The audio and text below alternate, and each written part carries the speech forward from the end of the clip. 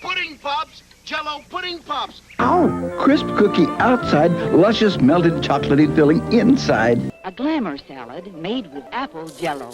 Ever wondered what happened to the beloved foods from your childhood? In today's video, we're taking a savory stroll down memory lane.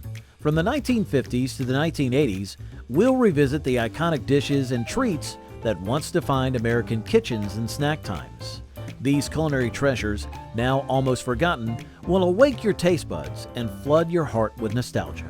So, grab a seat and prepare to reminisce about the flavors that shaped generations in 2 hours of famous foods that faded into history.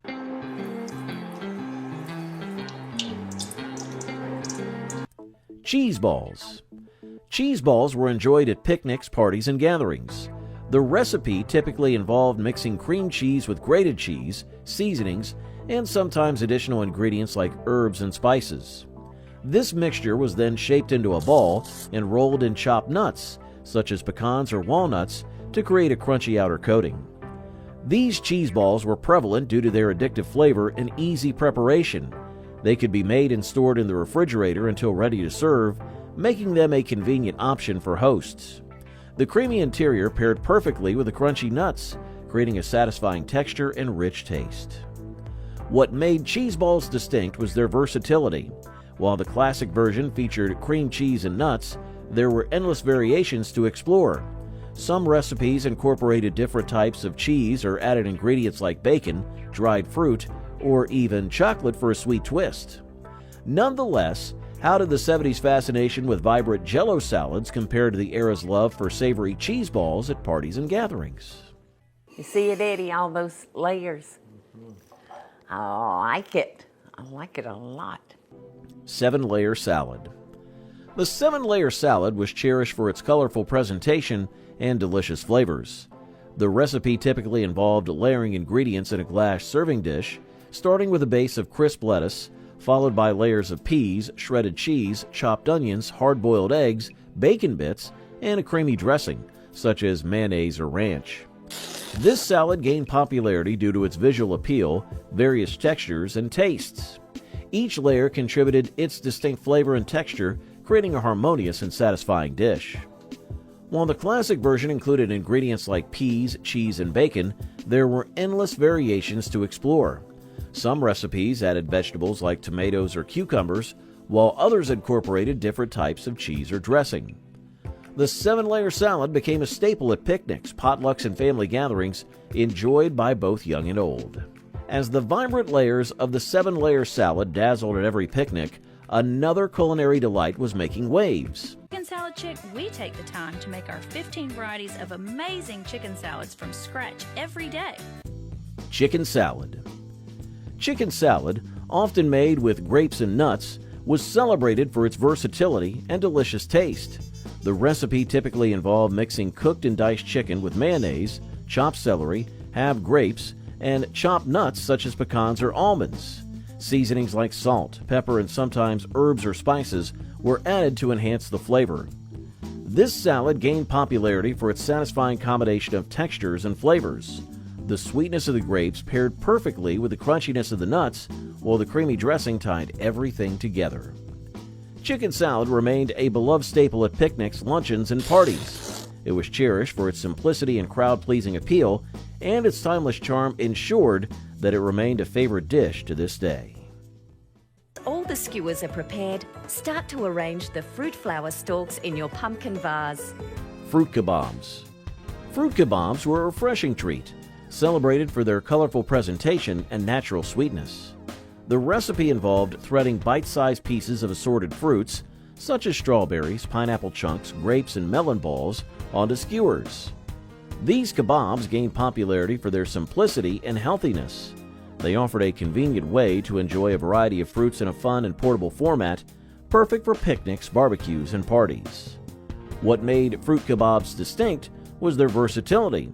While the classic version featured a variety of fresh fruits, there were endless possibilities for customization. Some recipes included dipping the kebabs in yogurt or melted chocolate for added flavor and indulgence. Fruit kebabs remain a popular snack today, offering a guilt-free option for those looking to satisfy their sweet tooth while staying healthy. let's explore the timeless appeal of pea salad, a dish that captured hearts with its simplicity and versatility. Hey y'all, I'm back. So now I'm going to show y'all how to make a pea salad. A lot of people don't know what a pea salad is. Pea salad. Pea salad was cherished for its creamy texture and fresh flavor. The recipe typically combined cooked peas with diced cheese and a creamy dressing. The dressing could vary, but often included mayonnaise or sour cream mixed with vinegar, sugar, and seasonings like salt and pepper. This salad gained popularity for its simplicity and versatility. It was a favorite at picnics, potlucks, and family gatherings, offering a refreshing side dish that complemented various main courses. The sweet, tender peas provided a burst of freshness, while the creamy dressing added richness and depth of flavor. Additionally, the addition of cheese added a savory note and enhanced the overall texture of the salad. Pea salad remains a classic favorite today, cherished for its nostalgic charm and comfort. I'm going back to my childhood with one of my all-time favorites, the Sloppy Joe. Sloppy Joes. Decades ago, Sloppy Joes in school cafeterias were as iconic as chalkboards. Each region had its take on the sauce, giving it a unique flavor.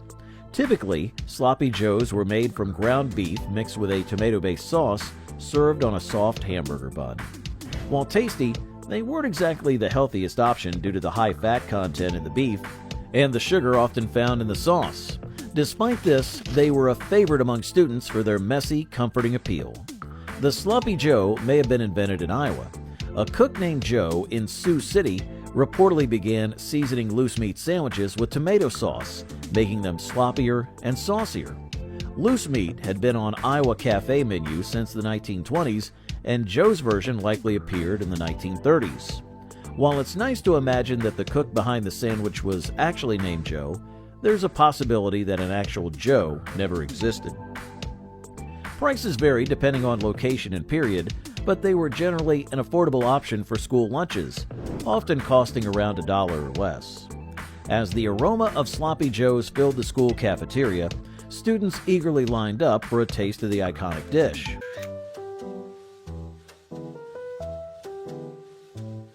Yeast rolls with butter. Yeast rolls with butter were a comforting treat in school cafeterias, adored for their soft, fluffy texture and warm, buttery taste. These rolls were typically made from a yeast-based dough, which gave them their light and airy quality. They were often served fresh out of the oven, enhancing their appeal. While they weren't the healthiest option due to their high carbohydrate and fat content, they were a favorite indulgence among students. Prices for yeast rolls with butter were relatively low, usually costing around 50 cents to $1 per roll. In spite of fading from school cafeteria menus over the years, the memory of these delectable rolls lives on in the hearts of those who enjoyed them during their school days. Students savor the nostalgia of yeast rolls with butter, but amidst the cafeteria favorites, why is Goulburn Belly the best tasting fruit in a can? Peach slices. Peach slices were a simple yet delightful addition to school cafeteria lunches, offering a sweet and refreshing option for students. They could be served either canned or fresh, depending on availability and season. Canned peach slices were typically packed in syrup, adding extra sweetness, while fresh slices provided a crisp and natural flavor. While fresh peach slices offered some nutritional benefits, canned varieties often contained added sugars, reducing their healthiness. In spite of this, they were a popular choice among students for their delicious taste. Prices for peach slices varied depending on whether they were fresh or canned in the season, but they were generally an affordable option, usually costing around 50 cents to $1 per serving. Although they faded away from many school lunch menus, peach slices remain a nostalgic memory for those who enjoyed them during their school days. Now, imagine pairing them with a nutritious Popeye salad inspired by the spinach-loving cartoon character. But did you ever wonder how these two childhood favorites influence your taste buds and memories?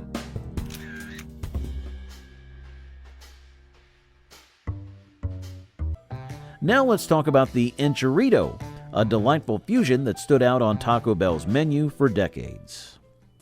When you're hungry for a burrito supreme, really hungry for a taco, you know what I mean. The enchilada was first introduced in 1970. It was an innovative creation that combined a soft flour tortilla filled with ground beef, refried beans, and onions. This savory filling was topped with melted cheddar cheese, red enchilada sauce, and sliced black olives for that perfect finishing touch. The result? A mouth-watering medley of Mexican-inspired flavors that was both hearty and satisfying. People loved the enchilada for its comforting blend of savory beef, creamy beans, and tangy sauce. It quickly became a favorite and was celebrated for its unique take on traditional Mexican dishes. However, the enchilada faced a rocky journey. It was removed from the menu in 1993, brought back in 2000, and then removed again in 2013 due to menu simplification. But here's a fun twist. The enchilada made a comeback in 2022 after a strong fan campaign. While it was a limited time offering, it showed how much loyal Taco Bell customers miss this dish. Next, let's switch gears to a time when Wendy's decided to bring the all-you-can-eat experience to fast food with a beloved but ultimately unsustainable offering. You know, Wendy's Super Bar is great for families because there's something for everyone, like our fresh salads from our garden spot. In the 1980s, Wendy's Super Bar was an innovative addition to the fast food landscape. This all-you-can-eat buffet featured distinct stations, each offering a variety of cuisines. The garden spot provided a range of fresh salad toppings, while the pasta section served up rotini and spaghetti with tomato or Alfredo sauce choices. The Mexican fiesta included refried beans, rice, taco meat, and crunchy and soft taco shells. A dessert station with chocolate and vanilla pudding rounded out the dining experience. The Super Bar was especially popular among families and those who appreciated the ability to customize their meals with diverse food options. Despite its success, Wendy's discontinued the Super Bar in 1998 due to the high maintenance cost and logistical challenges. Constant restocking and managing a wide variety of perishable items proved inefficient and costly, leading to the end of this unique offering. Let's leap back to the late 1970s, when McDonald's introduced a vegetarian alternative to its upcoming Chicken McNuggets.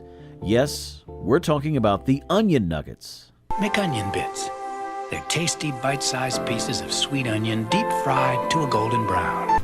McDonald's Onion Nuggets, introduced in 1978, was developed as a precursor to the famed Chicken McNuggets.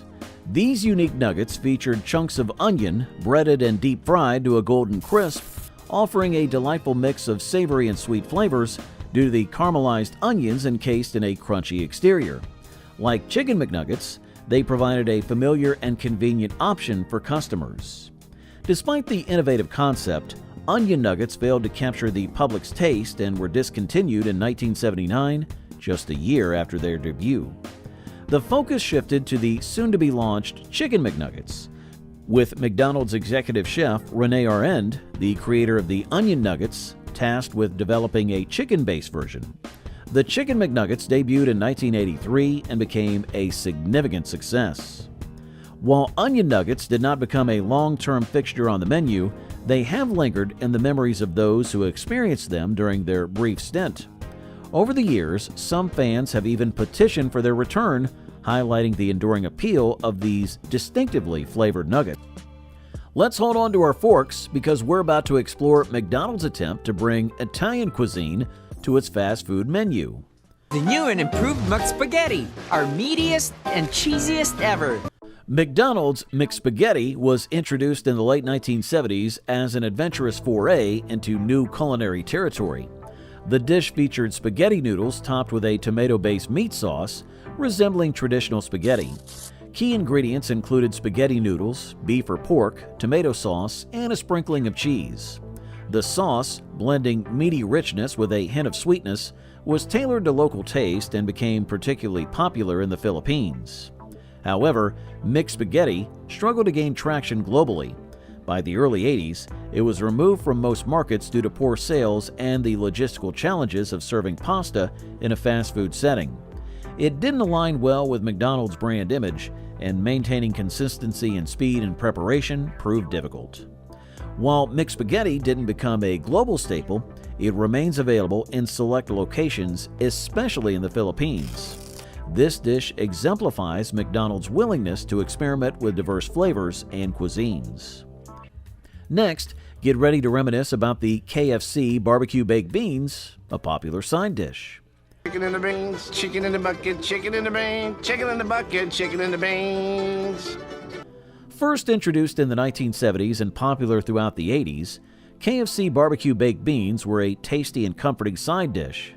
These beans were flavored with a barbecue sauce, which was then enhanced with brown sugar and onions, often including bacon pieces. The result was a rich, smoky, slightly sweet flavor that perfectly complemented KFC's crispy fried chicken. Customers enjoyed the delicious combination, making it popular for many years. However, despite their popularity, they were removed from the menu due to supply chain issues. This decision disappointed many fans, as the beans had become a staple side dish for KFC meals. Now, let's discover the story of the McDonald's McDLT, an innovative menu item that keeps the burger's hot components warm and the cold ingredients crisp by separating them until you're ready to eat. Get ready to explore the unique approach behind this fascinating fast food concept. Hey, you say you're getting tired of lettuce and tomato hamburgers in this town that don't quite make it? Yeah! Introduced in 1984, the McDLT was a unique addition to McDonald's menu. It featured a quarter-pound beef patty with lettuce, tomato, mayonnaise, cheese, pickles, and ketchup on a toasted sesame seed bun. What set the McDLT apart was its innovative packaging, a two-part styrofoam container that kept the hot ingredients, patty and bottom bun, separate from the cold ingredients, lettuce, tomato, and top bun, until assembly. This design ensured that the hot side stayed hot and the cool side stayed cool. Marketed with the catchy slogan, "Keep the hot side hot and the cool side cool," the McDLT quickly gained popularity by offering a fresh and customizable burger experience. However, it was removed from the menu in 1991 due to environmental concerns over styrofoam packaging. Without its unique packaging, the McDLT lost its defining feature and was eventually replaced by other menu items. Though not a permanent fixture, the McDLT left a lasting impression as an innovative and memorable burger in McDonald's history. Now prepare for the tale of Arby's Loaded Potato Bites, a savory snack that promises a delightful burst of flavors with every bite. Get ready to relive this mouth-watering experience. In the early 2000s, Arby's Loaded Potato Bites were a popular menu item featuring bite-sized potato nuggets filled with bacon, cheddar cheese, and chives. These crispy golden nuggets offered a delightful combination of creamy and cheesy potato filling with the smoky flavor of bacon and the subtle sharpness of chives. They were a perfect side dish or snack, complementing Arby's famous roast beef sandwiches and other menu items. Customers loved the loaded potato bites for their rich taste and convenient size. They provided a flavorful option that was easy to eat on the go, but Arby's discontinued the loaded potato bites due to low sales. Some fans have created copycat recipes to recreate the taste at home, keeping the memory of this tasty side dish alive. Wacky Cake. Wacky Cake was a unique dessert from the 1970s, celebrated for its simplicity and delicious flavor despite its unconventional ingredients. This chocolate cake was made without eggs or dairy, making it suitable for those with dietary restrictions or allergies. Instead, it relied on pantry staples like flour, sugar, cocoa powder, oil, vinegar, and water to create its moist and tender texture. In terms of cost, Wacky Cake was quite affordable to make at home. The absence of eggs and dairy meant the main ingredients were inexpensive and readily available. A homemade Wacky Cake could typically be prepared for around $2 to $4, depending on the quality of the ingredients and any additional toppings or decorations. What made Wacky Cake distinguishable was its ability to deliver a rich chocolate flavor and a moist crumb without the need for traditional cake ingredients like eggs and butter. It was a popular choice for families during the 70s, offering a simple and budget-friendly dessert option that was enjoyed by many. Chocolate Ripple Cake. Chocolate Ripple Cake was a beloved dessert from the 70s, appreciated for its simplicity and delicious taste. This dessert consisted of layers of chocolate wafers and whipped cream, alternately stacked and then left to set overnight.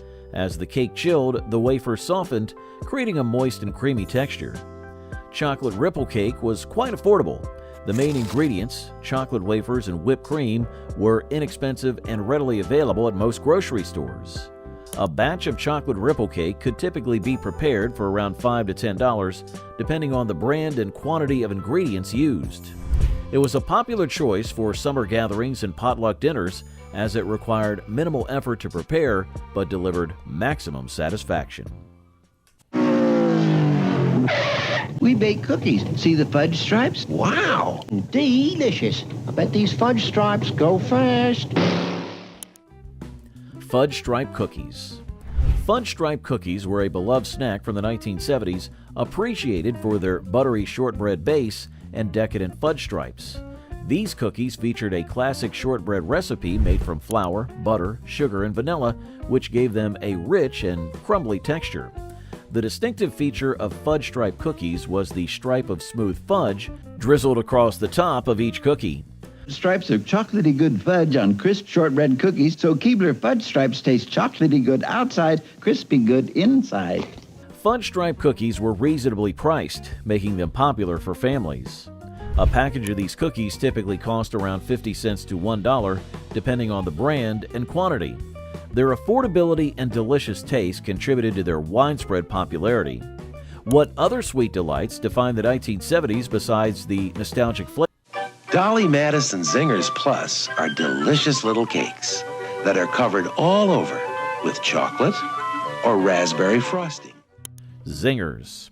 Zingers were a beloved snack cake from the 1970s, cherished for their sweet flavor and soft texture. These snack cakes were typically made from flour, sugar, eggs, and shortening, creating a moist and tender cake base. The cakes were then filled with a creamy center, often with vanilla or other sweet flavors. One of the most distinctive features of Zingers was their outer coating of shredded coconut, which added a delightful texture and tropical flavor. The coconut also helped to keep the cakes moist and fresh, enhancing their appeal. Zingers' affordability made them popular for snack time and lunch boxes. Typically, a package contained 2 or 3 individually wrapped cakes, costing around 50 cents to $1, depending on the retailer and location. Cream-filled vitamin-fortified Zingers. Vanilla Zingers and chocolate-frosted chocolate Zingers for the double chocolate super zaps. Zingers gained widespread popularity in the 70s, becoming a staple in many households nationwide. Their convenient packaging and delicious taste made them a favorite among children and adults. Divinity Candy. Divinity Candy was a cherished sweet treat from the 1970s, loved for its delicate texture and sweet flavor. This candy was made from a simple mixture of egg whites, sugar, and nuts, typically pecans or walnuts. The egg whites were whipped to a fluffy consistency and then combined with hot sugar syrup until the mixture cooled and hardened into a nougat-like candy. Divinity Candy was relatively inexpensive to make at home. The main ingredients, egg whites, sugar, and nuts, were affordable and common in most households. A batch of homemade Divinity Candy could typically be prepared for around $5 to $10, depending on the quantity made and the cost of ingredients. It was often enjoyed during the holiday season or special occasions, such as weddings or showers. Divinity Candy was also famous for gift-giving, as its homemade charm and delicious taste made it a thoughtful and appreciated present. Now we're going to start laying down our cucumbers, and I'm just going to slightly overlap them. Cucumber sandwiches. Cucumber sandwiches were cherished for their light, refreshing taste and elegant simplicity. The classic recipe called for thinly sliced cucumbers layered with a generous spread of cream cheese on soft, crustless bread. The cream cheese was often seasoned with herbs like dill or chives to enhance the flavor.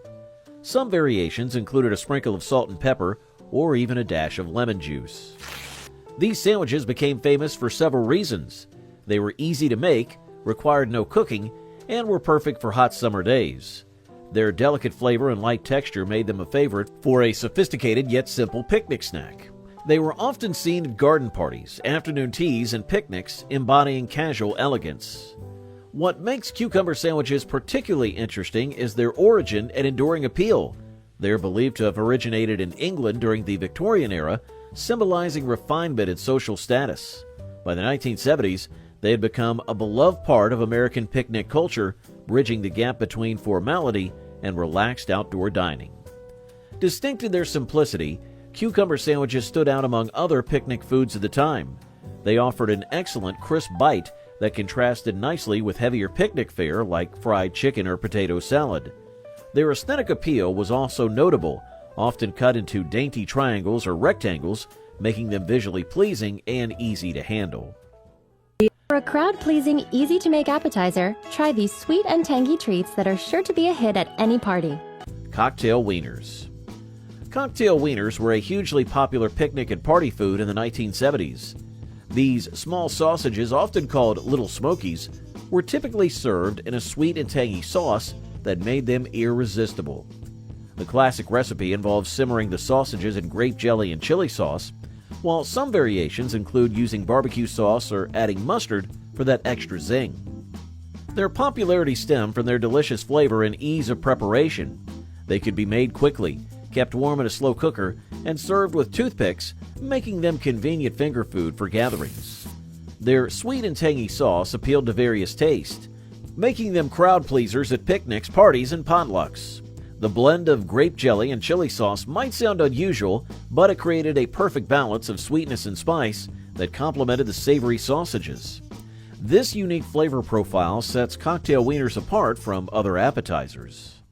Stuffed celery in terms of flavor and simplicity. Simple, guys. Celery, peanut butter, and cream cheese. Stuffed celery. Stuffed celery was loved for its simplicity and versatility. The recipe involved filling celery sticks with either creamy cheese or peanut butter, creating a satisfying and flavorful bite-sized treat. To make stuffed celery with cream cheese, spread softened cream cheese into the center of the stalks, then cut them into smaller pieces. For the peanut butter version, peanut butter was simply spread into the celery troughs. These stuffed celery snacks gained popularity due to their ease of preparation and appeal as a light and healthy finger food. They were often served as appetizers at picnics, potlucks, and cocktail parties, refreshingly contrasting more decadent dishes. The crispness of the celery provided a satisfying crunch, while the creamy filling added richness and depth. The choice between savory cream cheese or nutty peanut butter allowed customization to suit different tastes. At home. Next, explore another classic side from Arby's that adds a perfect crunch to any meal. Get ready to dive into the story of Arby's onion petals, a beloved treat that beautifully complemented their sandwiches. Introduced in the 1990s, Arby's onion petals were a twist on the classic onion ring. These petals consisted of thinly sliced onion rings, breaded and fried to a crispy golden brown. The caramelized onions and the crunchy seasoned breading offered a slightly sweet flavor. Onion petals were served as a side dish or appetizer, accompanying Arby's signature roast beef sandwiches and other menu items. Customers appreciated onion petals' unique shape and the perfect balance of sweetness and crunch. They were a popular choice for those who loved the taste of onion rings but wanted a slightly different experience. Arby's discontinued onion petals around 2010 due to low sales. Even though onion petals are no longer available at Arby's, many former customers remember them as a favorite. Imagine the unique elements of tacos and pizza combined into one intriguing dish. Next up, we have Pizza Hut Taco Pizza. What? It's a pizza-looking taco tasting pizza. A pizza-looking taco tasting pizza. A pizza-looking taco tasting pizza. New taco pizza at Pizza Hut. Introduced in the late 70s and popular throughout the 80s, Pizza Hut's taco pizza was an inventive fusion that brought Mexican flavors to the traditional pizza format. This unique creation used a standard pizza crust as a base, generously topped with seasoned ground beef, refried beans, and shredded cheddar cheese. Fresh vegetables like lettuce and tomatoes added a crisp, refreshing layer, while a dollop of sour cream and a drizzle of taco sauce perfectly complemented the taco-inspired experience. The taco pizza offered a fun and delicious way to enjoy two popular foods. Customers loved the combination of the crispy pizza crust with the spicy taco toppings, which provided a unique taste experience that was both familiar and exciting. However, the taco pizza was eventually removed from the menu due to low sales. Pizza Hut occasionally brings back the taco pizza for limited runs, much to the delight of nostalgic fans who remember its unique flavor. Pizza at McDonald's? Who would have thought? Let's talk about the delicious McPizza.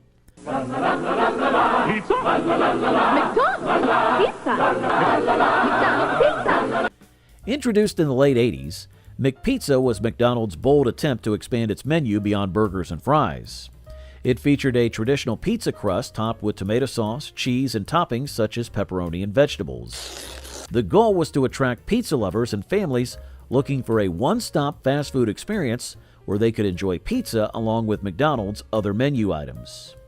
It was removed from most locations by the late 90s due to long preparation times and poor sales. The cooking process for the pizza was much longer than the typical McDonald's items, which conflicted with the fast service model the chain was known for. Moreover, the need for pizza ovens and the associated logistics proved too complex for most locations. But what about Harvey Wallbanger cake? Has it faded as well? Now for that very special Wallbanger cake that I promised you. Of course, this is my cake mix. The Harvey Wallbanger cake is a unique bundt cake named after the popular 1970s cocktail.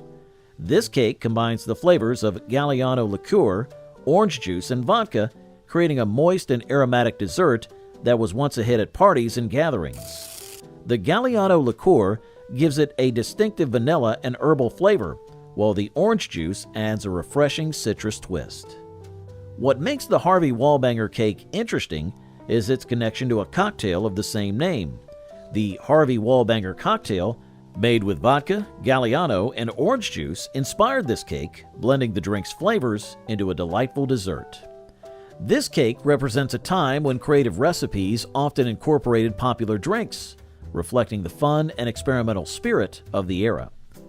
Despite its delicious taste and nostalgic charm, the Harvey Wallbanger cake has faded into history, overshadowed by more modern desserts. However, it remains a fascinating example of how food and drink trends influence each other. However, fondue had its fan base, didn't it?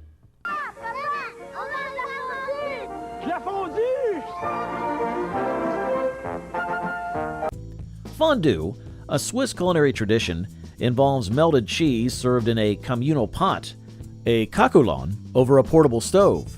This classic fondue mix includes cheeses like Gruyere and Emmental, white wine, garlic, and a splash of cherry brandy known as Kirsch. This rich, creamy blend is kept warm and smooth, perfect for dipping. Diners enjoy fondue using long stem forks to dip cubes of crusty bread, fresh vegetables, and sometimes meats into the melted cheese. The bread's crisp crust and soft interior soak the cheesy goodness, while vegetables like broccoli, carrots, and bell peppers provide a refreshing crunch. Some variations include dipping sausages or cooked chicken, adding a hearty twist to this decadent dish. Fondue gained immense popularity in the mid-20th century, especially in the United States during the 1960s and 70s. It became a social dining experience at parties and gatherings, and its appeal lay in the interactive communal aspect, making meals a fun, shared activity. Cottage cheese and ketchup sandwich. During the 1950s and 60s, post-war constraints sparked culinary creativity, giving rise to inventive meals like the cottage cheese and ketchup sandwich. Originating from a time when food waste was frowned upon, leftovers were ingeniously repurposed into salads, often featuring mayo-dressed meats on lettuce. The popularity of fish salads at lunch spots, tailored to the taste of middle-class women, paved the way for sandwich innovations. Canned tuna simplified salad making, while cottage cheese, favored by President Nixon with ketchup, became a sandwich-filling staple. The resulting taste, a blend of tangy cottage cheese with sweet savory ketchup, offers a unique flavor profile. Though unconventional, it symbolizes the era's ingenuity, where making the most of limited resources was paramount. What unexpected culinary marvels await beyond the era of resourceful creations like the cottage cheese and ketchup sandwich? Spam and lima bean casserole. Let's take a journey back to the mid-20th century America through a dish that epitomizes resourcefulness and creativity amid scarcity. The Spam and lima bean casserole. During World War II, Spam, a versatile canned meat, became a household staple, while lima beans provided a creamy, mild complement. In this casserole, layers of sliced Spam and tender lima beans are interspersed, creating a savory amalgamation. Topped with a generous drizzle of tomato sauce, the dish bakes into a fragrant and comforting meal, emblematic of budget-friendly ingenuity. While unconventional by contemporary standards, this pairing satisfied families with its salty richness, earthy beans, and tangy sauce. Though it may not have been haute cuisine, it fostered togetherness and filled stomachs during a challenging era. As culinary preferences evolved, the Spam and lima bean casserole gradually faded into obscurity, leaving behind memories of a bygone era where necessity birthed inventive culinary creations. Cream cheese and olive sandwich. In mid-20th century America, culinary experimentation flourished, birthing unique flavor combinations like the cream cheese and olive sandwich.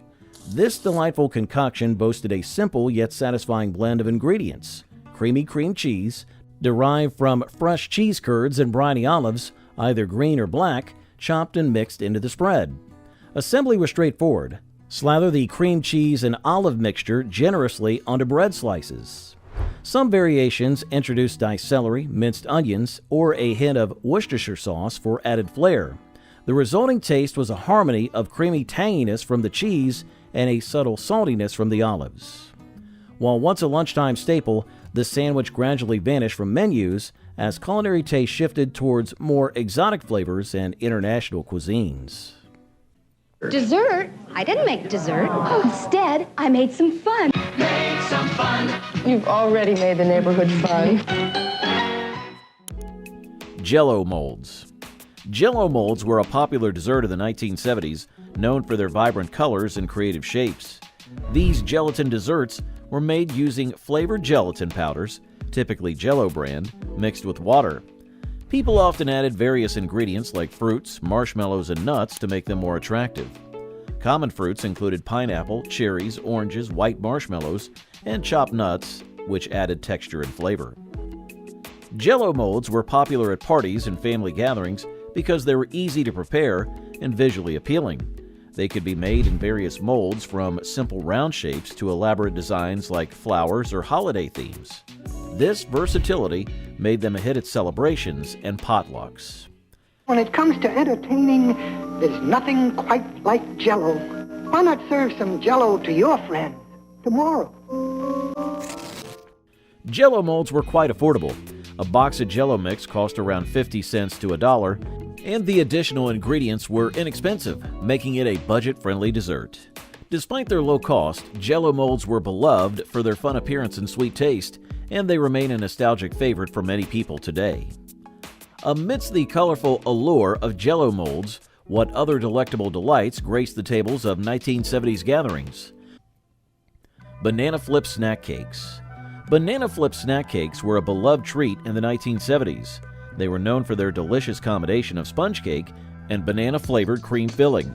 These snack cakes featured a light, fluffy sponge folded over a creamy banana-flavored filling. The taste was reminiscent of fresh bananas, with a sweet, creamy texture that made them a favorite among kids and adults. These individually wrapped snack cakes were convenient and popular for lunchboxes and on-the-go snacking. In terms of cost, banana flip snack cakes were quite affordable, typically priced around 25 to 50 cents each. This low price made them accessible to many families, increasing their widespread popularity. Their unique banana flavor made banana flip snack cakes distinct, which stood out among the more common chocolate and vanilla snacks of the time. The soft cake and smooth filling provided a delightful texture contrast that many people found irresistible. Despite their popularity in the 70s, banana flip snack cakes eventually became more challenging to find, leading to a nostalgic longing for their return among those who remember enjoying them. When you eat a Hostess Ding Dong, there's a whole world of chocolate flavor in each and every bite. You'll find a chocolate-flavored world in every bite. Hostess Ding Dongs.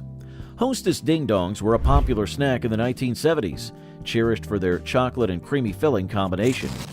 These treats consisted of a small, round cake from a moist chocolate sponge filled with a sweet, creamy vanilla center. The cake was then covered in a smooth layer of chocolate, creating a delightful contrast of textures and flavors. Ding Dongs were individually wrapped in foil, making them a convenient snack for lunchboxes and on-the-go treats. They were widely available and reasonably priced, usually costing around 10 to 25 cents each, making them an affordable indulgence for many families.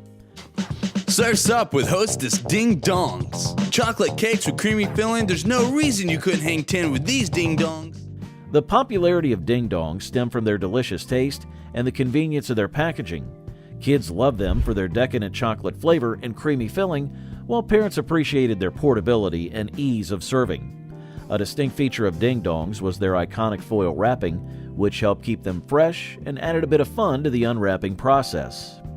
As kids savored the chocolatey delight of Hostess Ding Dongs, Pink Snowballs. Pink Snowballs were a popular treat in the 1970s, known for their unique flavors and textures. These desserts featured a moist and rich chocolate cake base. The cake was covered in a fluffy marshmallow layer, adding a soft texture. The entire treat was then rolled in pink-dyed coconut flakes, giving it a distinctive appearance and added flavor. Each snowball was individually wrapped, making it a convenient and portable snack. They were affordable, typically costing around 10 to 25 cents each, making them accessible to many consumers. Kids loved the fun, colorful look and the combination of chocolate, marshmallow, and coconut, while parents appreciated the convenience of a ready-made treat. Kids indulged in the sweet, fluffy delight of pink snowballs, but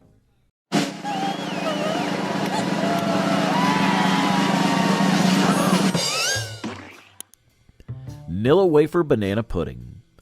Nilla Wafer Banana Pudding was a classic dessert from the 1970s, cherished for its comforting flavors and simple preparation. This dessert consisted of layers of Nilla wafers, which are vanilla-flavored cookies, alternating with slices of ripe bananas, all topped with a creamy pudding mixture. The pudding, typically made with ingredients like milk, sugar, and vanilla extract, added richness and depth to the dessert. This dessert was both affordable and popular among families during the 1970s.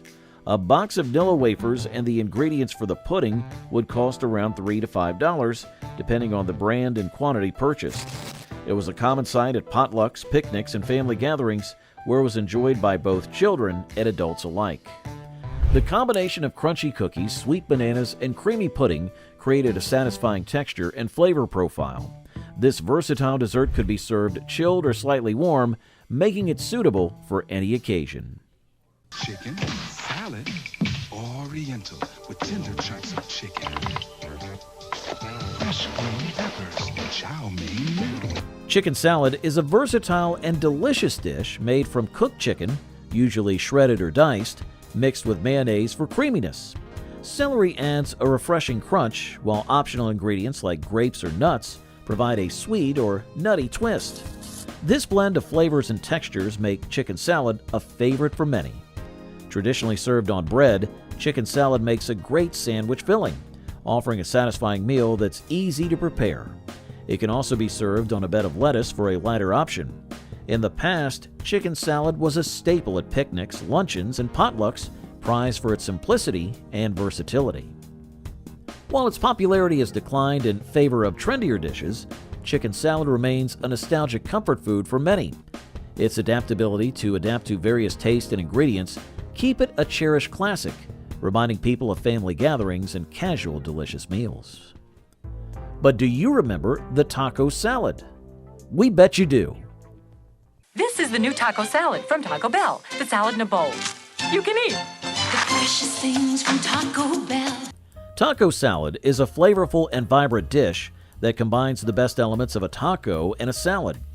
It typically features seasoned ground beef cooked with spices like cumin and chili powder, then layered over a bed of crisp lettuce. Shredded cheese, usually cheddar or Monterey Jack, adds a creamy richness, while diced tomatoes provide a fresh and juicy contrast. One of the distinct features of taco salad is the addition of crunchy tortilla chips, which add texture and a satisfying crunch to each bite. These chips can be mixed into the salad or even used as a topping. Sometimes the salad is served in a crispy tortilla bowl, which adds visual appeal and provides an edible container for the salad. Taco salad became popular in the U.S. in the 1980s and 90s, often appearing at family gatherings, picnics, and potlucks. Its appeal lay in its combination of familiar taco flavors with the convenience and lightness of a salad. They used to cook bacon, eggs, and cheese on their hot shovels, hence charcoal, carbon, carbonara. Spaghetti carbonara is a classic Italian pasta dish known for its simplicity and rich flavors. It features spaghetti noodles tossed with a creamy sauce from eggs, cheese, pancetta, or sometimes guanciale, and black pepper.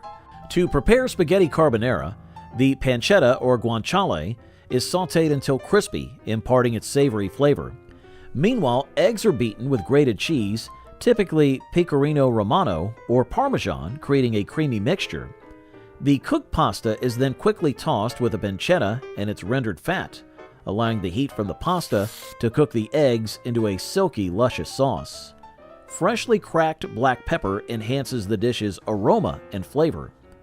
Despite its popularity in Italian cuisine, spaghetti carbonara has seen variations and interpretations. Its origins are rooted in Roman culinary traditions, where it was a favorite among co-workers, giving rise to its name. While it remains beloved by many, the dish has undergone changes and adaptations, sometimes incorporating cream or additional ingredients not traditionally used.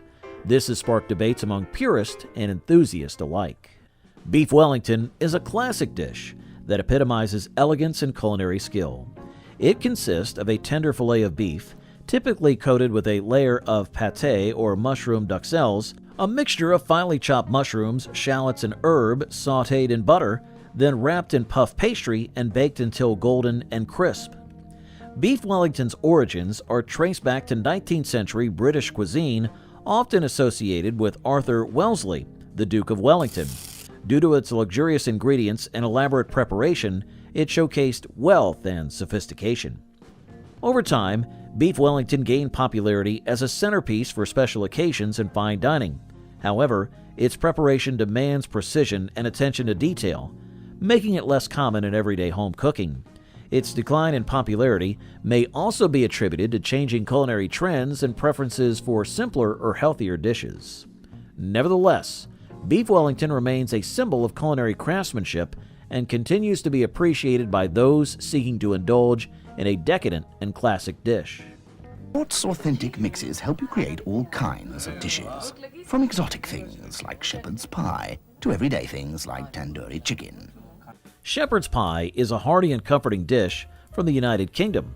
Traditionally made with ground lamb, hence the name shepherd's pie, or beef, it features a savory filling of cooked meat and vegetables, often including carrots, peas, and onions. The filling is simmered in gravy or broth to enhance its rich flavor. The pie is topped with thick, creamy mashed potatoes spread over the meat mixture before baking. The dish is baked until the mashed potato topping turns golden and slightly crispy. Shepherd's pie has been popular in British and Irish households for centuries. It's valued for its simplicity, affordability, and ability to use leftover meat and vegetables. It was traditionally a way to make a satisfying meal from humble ingredients. While still enjoyed today, shepherd's pie has declined in popularity in some regions, possibly due to changing dietary preferences and the availability of more diverse cuisines. Nonetheless, it remains a beloved comfort food, offering warmth and nostalgia in every bite. But could it compete with banana cream pie? Banana cream pie, a very special dessert. Smooth, tempting, delicious. Banana cream pie is a classic dessert known for its creamy texture and delightful flavors. This pie typically features a flaky pastry crust filled with a smooth vanilla custard layered with slices of fresh bananas. The custard is made from milk, sugar, eggs, and vanilla, cooked until thick and silky. Once assembled, the pie is generously topped with whipped cream, adding a light and airy contrast to the rich custard and sweet bananas. Additional garnishes like chocolate shavings or banana slices are sometimes added for decoration and extra flavor. This dessert gained popularity in the mid-20th century and was often served at dinners and family gatherings. Its appeal combines comforting flavors and textures, offering many palates a balance of sweetness and creaminess. While banana cream pie may not be as commonly found today in restaurants or homes as it once was, it remains a beloved dessert for those who appreciate its nostalgic charm and luscious taste. scoop of vanilla ice cream, add a peach half or even 2 if you're feeling a little bit gluttonous, and then some of your raspberry sauce. Peach Melba is a classic dessert named after the famous opera singer Dame Nellie Melba in the late 19th century. It consists of poached peaches served with vanilla ice cream and raspberry sauce. The dessert was created by the French chef Auguste Escoffier, who was inspired by Melba's performances. To make Peach Melba, gently poach ripe peaches and sugar syrup until tender, then chill. Serve the peaches over creamy vanilla ice cream and drizzle with a tangy raspberry sauce made from fresh or pureed raspberries for a burst of fruity flavor and vibrant color. Peach Melba was once a celebrated dessert in fine dining establishments and remains a symbol of gourmet cuisine and elegance. However, its popularity has waned over time, possibly due to changing dessert preferences and the emergence of new culinary trends. Despite this, Peach Melba continues to be appreciated for its harmonious blend of sweet peaches, creamy ice cream, and tart raspberry sauce, offering a taste of classic sophistication. Stuffed mushrooms are a delectable appetizer that transforms mushroom caps into savory delights. Each cap is filled with a flavorful blend of breadcrumbs, cheese, and fresh herbs, often enhanced with garlic or chopped vegetables. After cleaning and stemming the mushrooms, they're generously packed with a mixture and baked to perfection. The result? Tender mushrooms with a golden crispy filling that perfectly balances textures and flavors. Enjoy this irresistible treat that's sure to impress at any gathering. This dish gained popularity in the mid-20th century and was often served at cocktail parties, holiday gatherings, and upscale restaurants. Its appeal lies in the combination of earthy mushroom flavor with the rich and savory filling, creating a bite-sized treat that is both satisfying and flavorful. While still enjoyed today, stuffed mushrooms have faded from the spotlight of contemporary appetizer choices, possibly due to changing taste and new culinary trends. Nonetheless, they remain a classic and versatile dish, appreciated for their simplicity and ability to showcase the natural flavors of mushrooms enhanced by complementary ingredients. What hidden tales lie behind the vibrant hue of pickled beet eggs? Let's unravel the mysteries of culinary evolution. Pickled beet eggs. The tradition of pickling vegetables has ancient origins, tracing back thousands of years to civilizations like Mesopotamia, where the preservation method likely began. By immersing vegetables in brine or vinegar, people found they could prolong their shelf life. While the exact origins of pickled eggs and beets in culinary practices are unclear, historical records suggest they were present in early food traditions. Pickled beet eggs represent a curious culinary creation that underwent a transformation through pickling. Hard-boiled eggs are submerged in a brine concocted from beets, beet juice, vinegar, sugar, cloves, and other spices. The amalgamation of ingredients results in a tangy and visually striking dish. The preparation process involves boiling eggs to perfection, slicing or grating beets to extract their juice, and submerging the eggs in the beet-infused brine. Over time, the eggs absorb the vibrant color of the beets, turning into a mesmerizing pink or even purple delicacy. Regional variations of pickled beet eggs exist, with the Pennsylvania Dutch version being notable. In this rendition, whole beets, onions, vinegar, sugar, salt, cloves, and sometimes a cinnamon stick are added to the brine, offering a sweet and sour flavor profile to the eggs. Once a common sight at picnics, potlucks, and lunch tables across the United States, pickled beet eggs have gradually faded from culinary prominence. Let's explore the tomato soup cake, a Depression-era delight that redefines the boundaries of sweet and savory. Tomato soup cake. During the Great Depression and World War II, when food shortages prompted creativity in home kitchens, tomato soup cake emerged as a surprising culinary innovation. Despite its unconventional blend of ingredients, this cake gained immense popularity in the 1930s and 40s. Its origins trace back to 1922, well before poet Sylvia Plath's association with it in 1962, suggesting a longer history than commonly known. While attributed to Irish immigrants in New England, its exact creator remains unknown. What makes this cake uniquely moist? The secret lies in condensed tomato soup, a resourceful substitute during times of scarcity.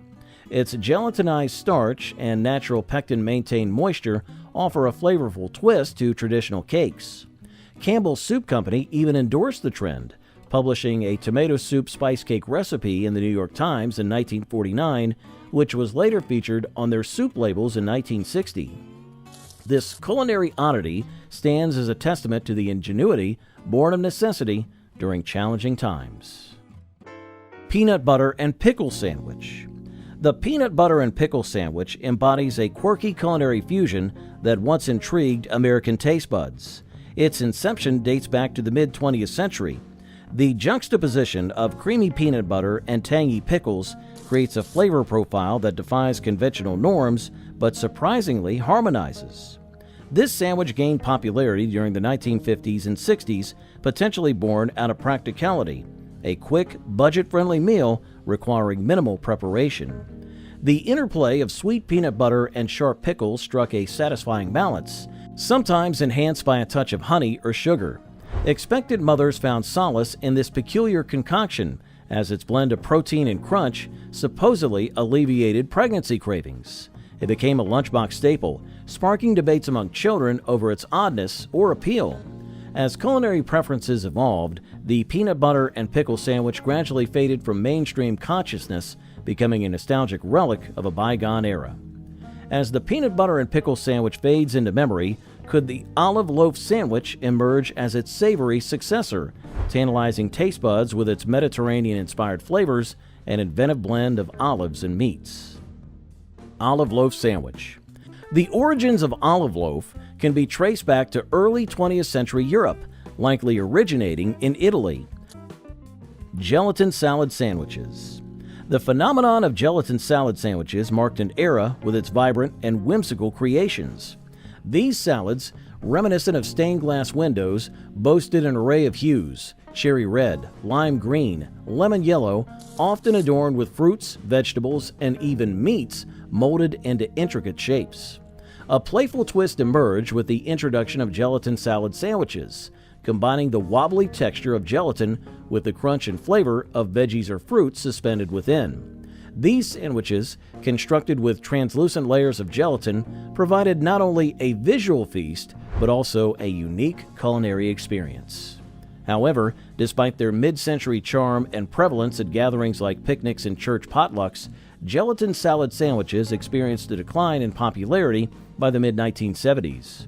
The shift towards convenience foods and evolving taste led to their relegation to nostalgic reminiscences, often found documented on platforms like the Gallery of Regrettable Food, serving as a testament to their once iconic status and eventual fade into obscurity.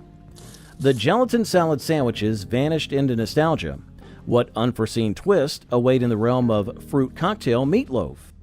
Vegetable Jell-O mold. During the mid-20th century in the United States, the era of peculiar culinary trends birthed the vegetable Jell-O mold, a concoction often masquerading as a salad despite its distant relationship to leafy greens. This curious dish emerged amidst the gelatin craze, a time when gelatin-based delicacies reigned supreme. However, its origins trace back to a more luxurious past. Gelatin, once a symbol of opulence in pre-industrial Europe, required an arduous process of boiling animal bones and tendons to extract collagen-rich liquid, which would then congeal into a jelly-like substance, reserved for the elite due to its labor-intensive preparation. Gelatin adorned tables in the form of intricate aspics, showcasing various ingredients encased within its shimmering exterior. French chef Marie-Antoine Carême even presented elaborate aspics to Napoleon's court, featuring luxurious additions like truffles and sweetbreads. The rise of the vegetable Jell-O mold marked a departure from traditional gelatin preparations. Innovations like packaged powdered gelatin made this once exclusive ingredient more accessible to the masses. Combining gelatin with chopped vegetables resulted in a novel creation that was both practical and visually striking, akin to a culinary kaleidoscope gracing the dinner table. Crafting a vegetable Jell-O mold became a symbol of culinary creativity and resourcefulness. Despite its decline in popularity as taste evolved, the vegetable Jell-O mold remains a nostalgic relic of a bygone era, evoking memories of gatherings and holiday feasts where its unexpected flavor combination sparked intrigue and delight.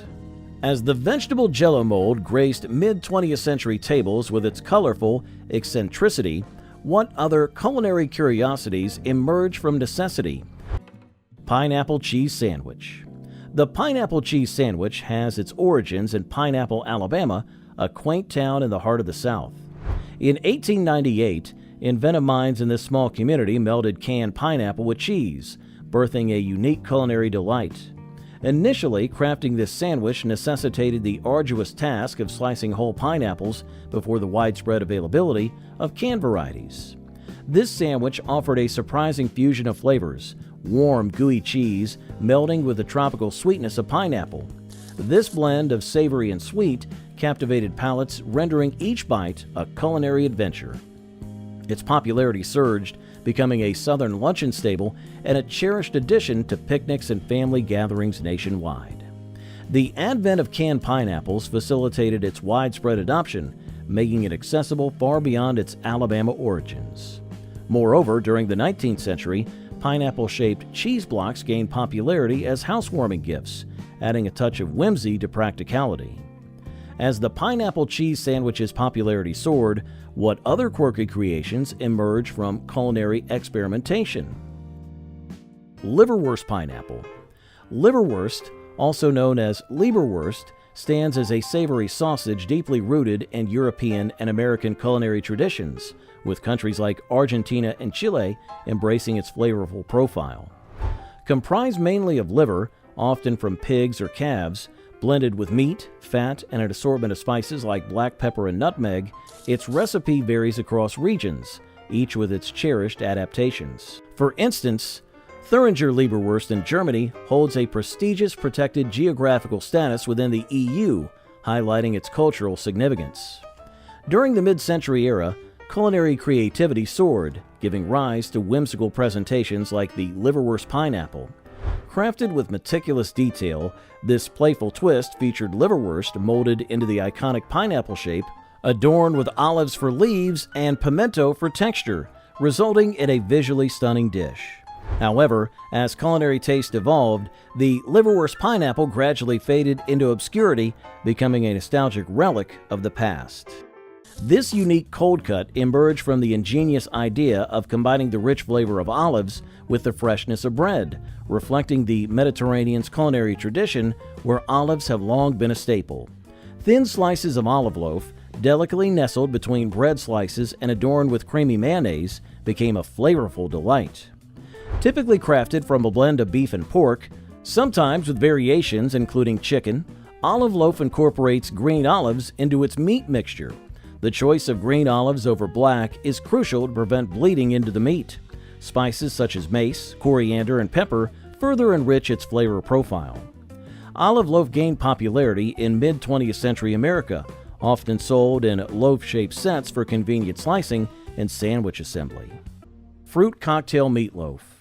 The origins of fruit cocktail meatloaf trace back to ancient Rome and Germany, where minced meat dishes evolved over centuries. Gastronome Apicius documented a meatloaf-like dish in his ancient Roman cookery collection, while in Germany, the need for quicker meat preparation likely led to the modern version of meatloaf. American adaptation took root in Pennsylvania, blending German scrapple with local ingredients. The whimsical twist of fruit cocktail meatloaf merges savory meat with the unexpected sweetness of canned fruits like peaches, pears, and cherries. Preparation involves blending ground meat with canned fruit, forming it into a loaf, and baking until golden brown. Slicing reveals a mosaic of flavors, combining the richness of meat with fruity sweetness. Once a staple in mid-century gatherings, fruit cocktail meatloaf's popularity waned as taste changed. Green bean and mushroom casserole. The renowned green bean and mushroom casserole owes its inception to Dorcas Riley, a talented woman working in Campbell's Test Kitchen in 1955. Tasked with creating a recipe for the Associated Press using everyday pantry staples, Dorcas experimented with simplicity and innovation. Her final concoction, featuring canned green beans, Campbell's cream of mushroom soup, milk, soy sauce, black pepper, and crispy fried onions, became an instant hit, for its affordability and ease of preparation. Amidst the rise of post-war convenience cooking in the 1950s, Dorcas's casserole perfectly catered to the needs of busy households, becoming a staple for Thanksgiving and other special occasions. Renamed Green Bean Bake, its popularity soared when Campbell's began printing the recipe on their mushroom soup cans. Dorcas, humbled by its widespread adoption, expressed pride in her creation, remarking on its unexpected success. Its delicate texture and elegant presentation, crowned with a dollop of whipped cream, provided a refreshing interlude between courses. Despite its simplicity, it earned accolades, even from President Dwight D. Eisenhower. Today, Prune Whip is a wistful homage to an era when prunes danced gracefully in desserts, reminding us of a bygone culinary charm. Tuna and Jello Pie. Prepare yourself for a culinary journey back in time with the tuna and Jello pie, also dubbed the summer salad pie. This forgotten gem of American cuisine blends unexpected ingredients like lime gelatin and canned tuna into a quirky dish that once graced dinner tables across the nation. In the mid-20th century, Jello was more than just a dessert staple. It was a versatile ingredient used in both sweet and savory recipes. The tuna and Jello pie emerged during a period when homemakers experimented with incorporating convenience foods into their meals. To make this peculiar pie, start with a lime-flavored Jello base, followed by folded-in canned tuna for a unique salty kick. A creamy filling of mayo or cream cheese balances the tanginess of the Jello and the brininess of the tuna. Chill the mixture in a pie crust until set. The result is a chilled, unconventional pie that sparked both delight and skepticism among diners. Curious about more culinary curiosities? Let's explore. Macaroni and cheese loaf sandwich. The macaroni and cheese loaf sandwich was a quirky marvel in culinary lore. Crafted from slices of a loaf composed of baked macaroni and cheese, it presents a fusion of cheesy comfort and unconventional sandwich artistry. The inception of macaroni and cheese dates back to ancient Rome, evolving into an American comfort classic by the 14th century as Italian and English cooks experimented with cheese and pasta combinations.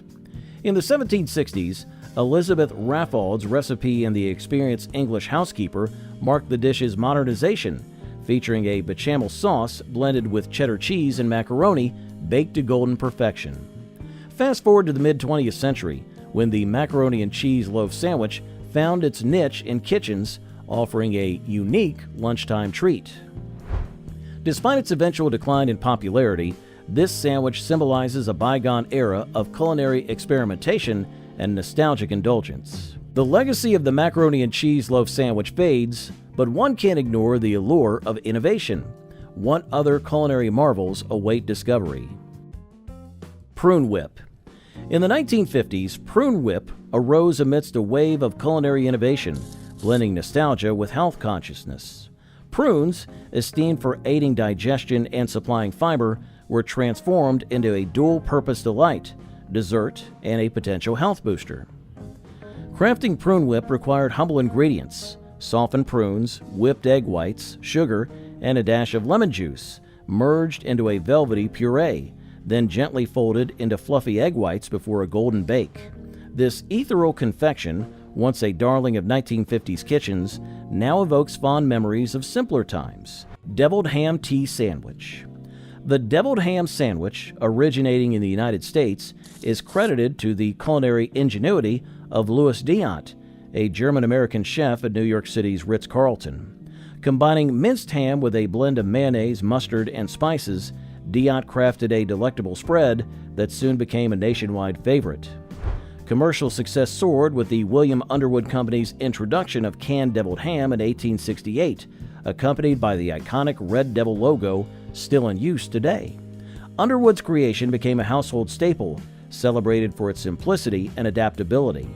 The sandwich's classic rendition features finely chopped ham mixed with creamy mayonnaise, tangy mustard, and subtle spices, with modern variations often boasting added heat. Evoking nostalgia for many, these sandwiches offer versatile options, whether served open-faced with a poached egg or paired with chopped hard-cooked eggs, a delightful reminder of cherished memories and enduring culinary innovation. Pimento cheese Jello salad. Pimento cheese, a cherished Southern staple, surprisingly traces its roots to New York in the late 19th century. Initially, New York farmers crafted a soft, unripened cheese akin to modern cream cheese, coinciding with the arrival of canned Spanish red peppers, or pimentos. The delicious fusion of cream cheese and pimentos emerged in 1908 through a Good Housekeeping recipe, birthing the iconic pimento cheese. This delicacy quickly gained popularity, particularly in the South, becoming a mass-produced favorite. Adding a whimsical twist to this narrative is the pimento cheese Jell-O salad. Imagine a gelatin mold, a canvas for culinary creativity. Blend shredded cheese, mayo, and diced pimentos with Jell-O, pouring the concoction into a mold to set. The result is a mesmerizing delight with speckles of pimento cheese suspended in vibrant gelatin. This quirky dish adorned church picnics, school potlucks, and family gatherings, boasting both visual appeal and nostalgic charm, symbolizing mid-century innovation and resourcefulness. Sardine and onion sandwich. A generation ago, sardine sandwiches were a staple across American eateries, saturating menus from delis to diners. In New York alone, consumption reached 5 million tons annually, anchoring Maine's economy. The classic sardine and onion sandwich epitomized simplicity. Portuguese sardines paired with deli mustard, onions for crunch, and lettuce on fresh rye bread, a symphony of robust flavors. Its demise, however, mirrored evolving taste and culinary trends. As alternative protein sources gained traction and preferences shifted, sardine sandwiches faded into obscurity. Yet for many, biting into one stirs nostalgia for a simpler time when honest ingredients ruled menus. The decline of the sardine sandwich underscores a broader cultural shift towards complexity, leaving behind a memory of a humble yet beloved dish. With sardine sandwiches a relic of the past, what other forgotten lunchtime delights await rediscovery? Baked Alaska. Baked Alaska was a beloved dessert in the 1970s, known for its impressive presentation and delicious taste. This sweet treat featured a base layer of cake, typically sponge or pound cake, topped with ice cream. The entire dessert was then covered in a thick layer of meringue. Baked Alaska was unique because it was flambéed just before serving, creating a dramatic effect as the meringue briefly caught fire and browned. The ingredients included cake, ice cream, egg whites, and sugar for the meringue. This dessert required skill and preparation, ensuring the ice cream stayed cold while the meringue was perfectly toasted. During the 1970s, Baked Alaska was famous for special occasions and fancy dinner parties. The cost varied depending on the ingredients and location. Generally, it was considered a luxury dessert, often priced around $5 to $10 in restaurants, which was quite a sum at the time. The blend of textures and stunning presentation made Baked Alaska an unforgettable dessert many still crave today. Could another iconic dessert, perhaps as heavenly as angel food cake, be awaiting its moment in the spotlight? Yeah, you know what's good for me. Angel food cake. No fat, no cholesterol. That's what I call having your cake. Angel food cake. Angel food cake was a cherished dessert in the 1970s, admired for its light and airy texture. This sponge cake was made primarily from egg whites, sugar, and flour with no butter or fat, which gave it a unique, fluffy consistency. The cake's delicate texture and mild sweetness made it a versatile treat, often served with fresh fruit like strawberries or whipped cream for indulgence. In terms of cost, Angel food cake was relatively affordable. The main ingredients, egg whites, sugar, and flour, were inexpensive, making it a cost-effective dessert to prepare at home. A homemade Angel food cake typically cost around $2 to $3, while store-bought versions were slightly more expensive, but still accessible. Angel food cake was trendy at social gatherings and family dinners because of its lightness, which made it a suitable end to a hearty meal. Its spongy texture and compatibility with various toppings made it a favorite among adults and children. This dessert's simplicity and elegance have kept it a beloved classic, remembered fondly by those who enjoyed it in the 1970s. New home-style pound cake. It's another Sara Lee pound cake nobody can resist. Well, how was dinner? I love the pound cake. Sara Lee pound cake.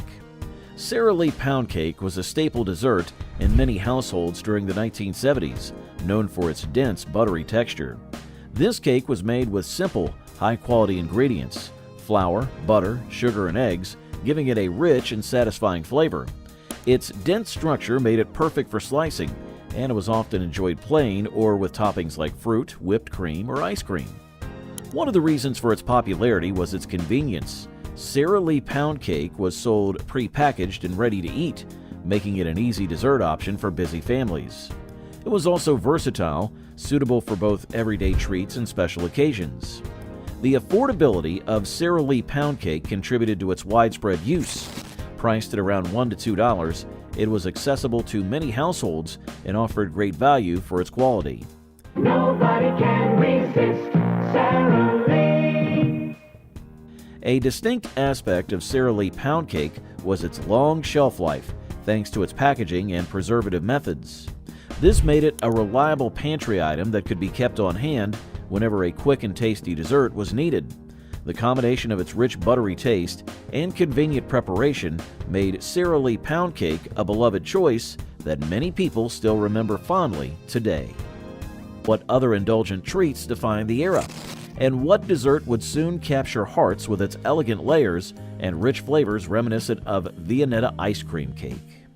Breyers has created a spectacular ice cream dessert called Viennetta. Viennetta ice cream cake. Viennetta ice cream cake was a luxurious dessert in the 1970s, famous for its elegant layers and rich taste. This ice cream cake featured delicate wavy layers of creamy vanilla ice cream alternated with thin, crisp layers of chocolate. The intricate design gave it a sophisticated appearance, making it a popular choice for special occasions and dinner parties.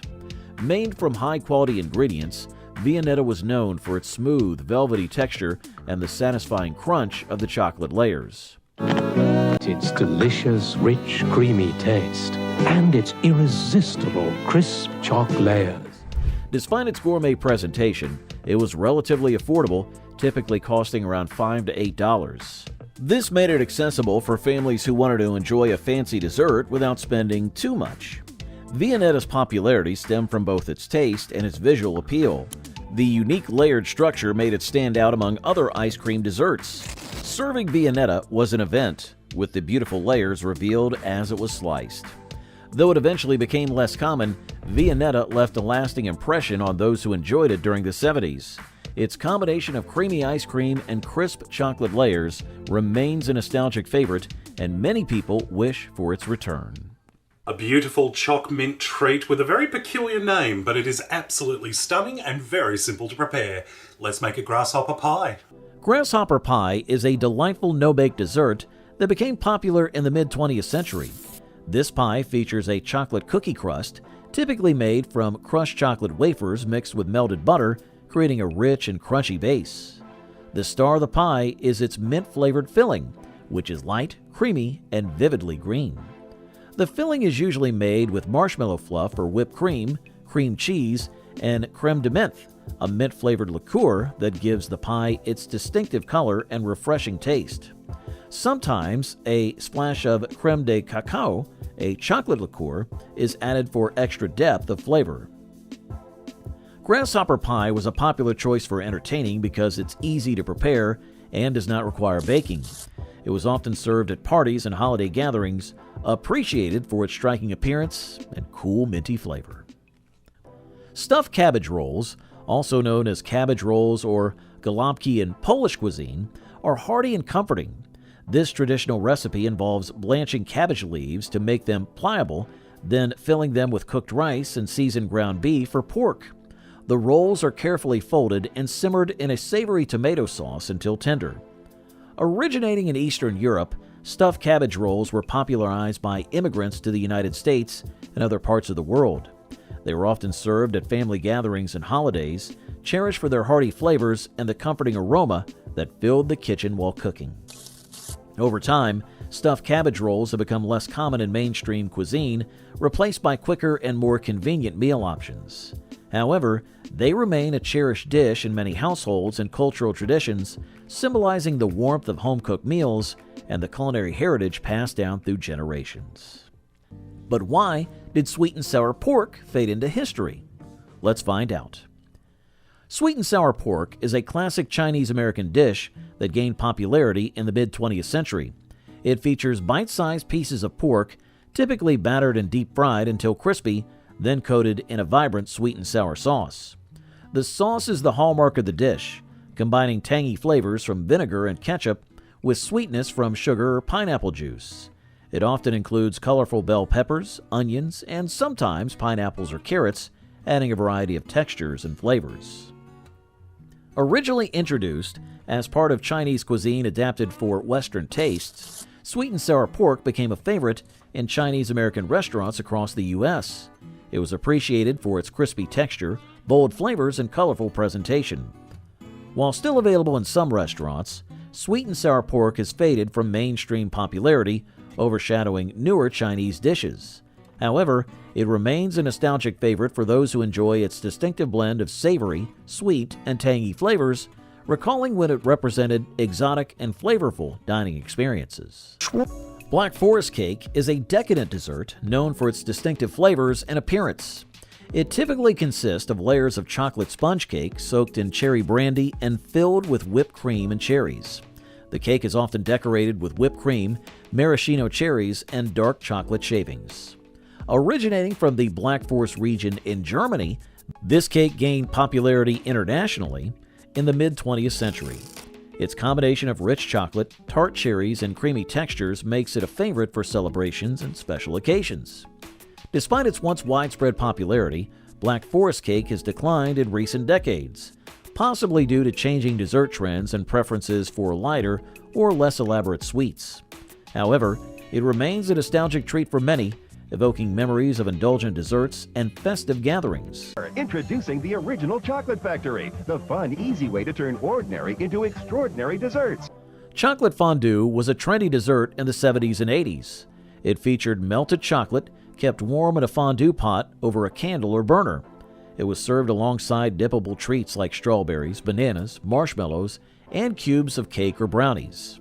Fondue's interactive nature made it a popular choice for parties and gatherings where guests could dip their favorite treats into the gooey, melted chocolate. However, its popularity gradually faded as dessert trends evolved and preferences shifted towards lighter, healthier options.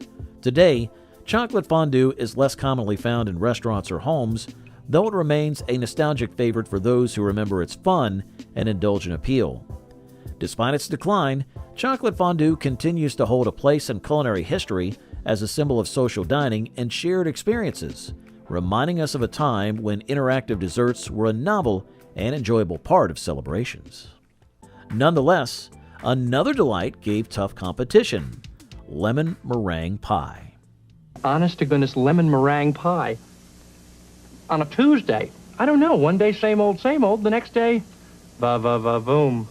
Lemon meringue pie is a classic dessert known for its bright flavors and contrasting textures.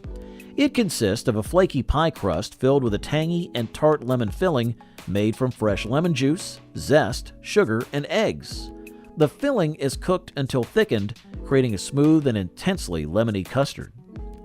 The pie is then topped with meringue, a fluffy mixture of beaten egg whites and sugar, which is spread over the lemon filling and baked until the peaks turn golden brown. The meringue provides a light and airy contrast to the rich lemon filling, adding sweetness and a delicate texture. Lemon meringue pie gained popularity in the mid-20th century and was often served at diners, bakeries, and family gatherings. Its vibrant appearance and refreshing taste made it a favorite dessert for many.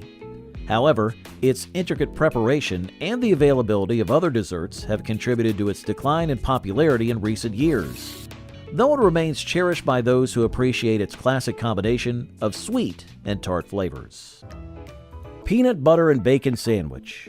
In the mid-20th century, one of the beloved culinary quirks in America was the peanut butter and banana sandwich, sometimes elevated with the addition of crispy bacon. Its essence lies in its simplicity. Toasted bread forms the base, generously layered with creamy or crunchy peanut butter and topped with slices of mashed banana for a fruity sweetness. The pièce de résistance? Crispy, salty bacon adding a satisfying crunch.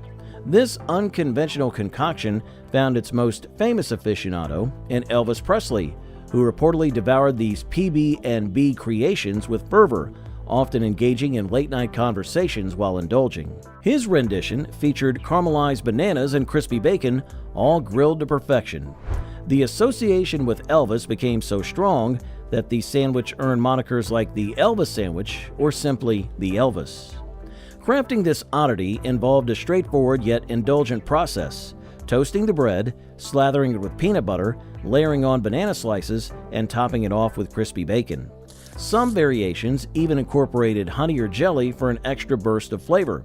The sandwich typically underwent a warm, gooey transformation on a pan or griddle, ensuring a delightful mix of textures.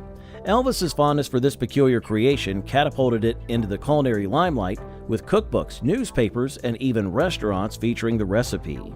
As we bid adieu to Elvis's legendary peanut butter and banana sandwich, our taste buds embark on a new journey. But what other mouth-watering treats awaited them in the tantalizing world of the 1970s desserts? Little did they know, a heavenly creation known as cherry berries on a cloud was about to take their taste buds on another delicious journey. Cherry berries on a cloud. Cherry berries on a cloud was a delightful dessert from the 1970s, known for its light and airy texture and rich fruity flavors. This dessert featured a base of fluffy meringue, which was crispy on the outside and soft on the inside. The meringue was topped with a generous layer of cherry pie filling, providing a sweet and slightly tart flavor. Finally, it was finished with a dollop of whipped cream, adding a creamy and smooth texture to the dessert.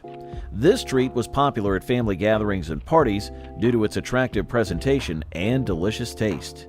The ingredients, egg whites, sugar, cherry pie filling, and whipped cream, were affordable, making it an accessible dessert for many households. Making this dessert at home typically cost around $3 to $5.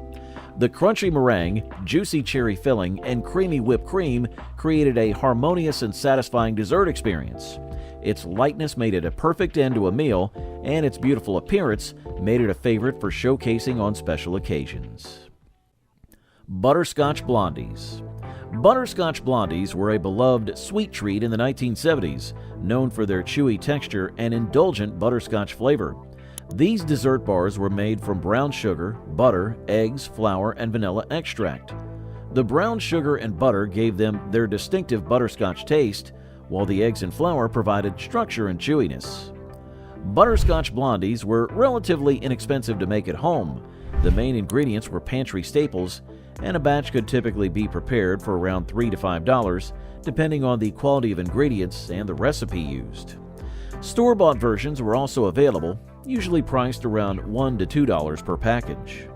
They were a popular choice for bake sales, parties, and afternoon snacks enjoyed by people of all ages.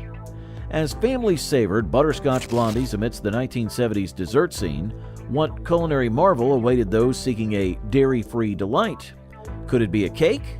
Let's find out. Mallow cup. Milk, chocolate, coconut, whipped cream, or smoothie. And a simply perfect peanut butter cup. Have a cup of candy.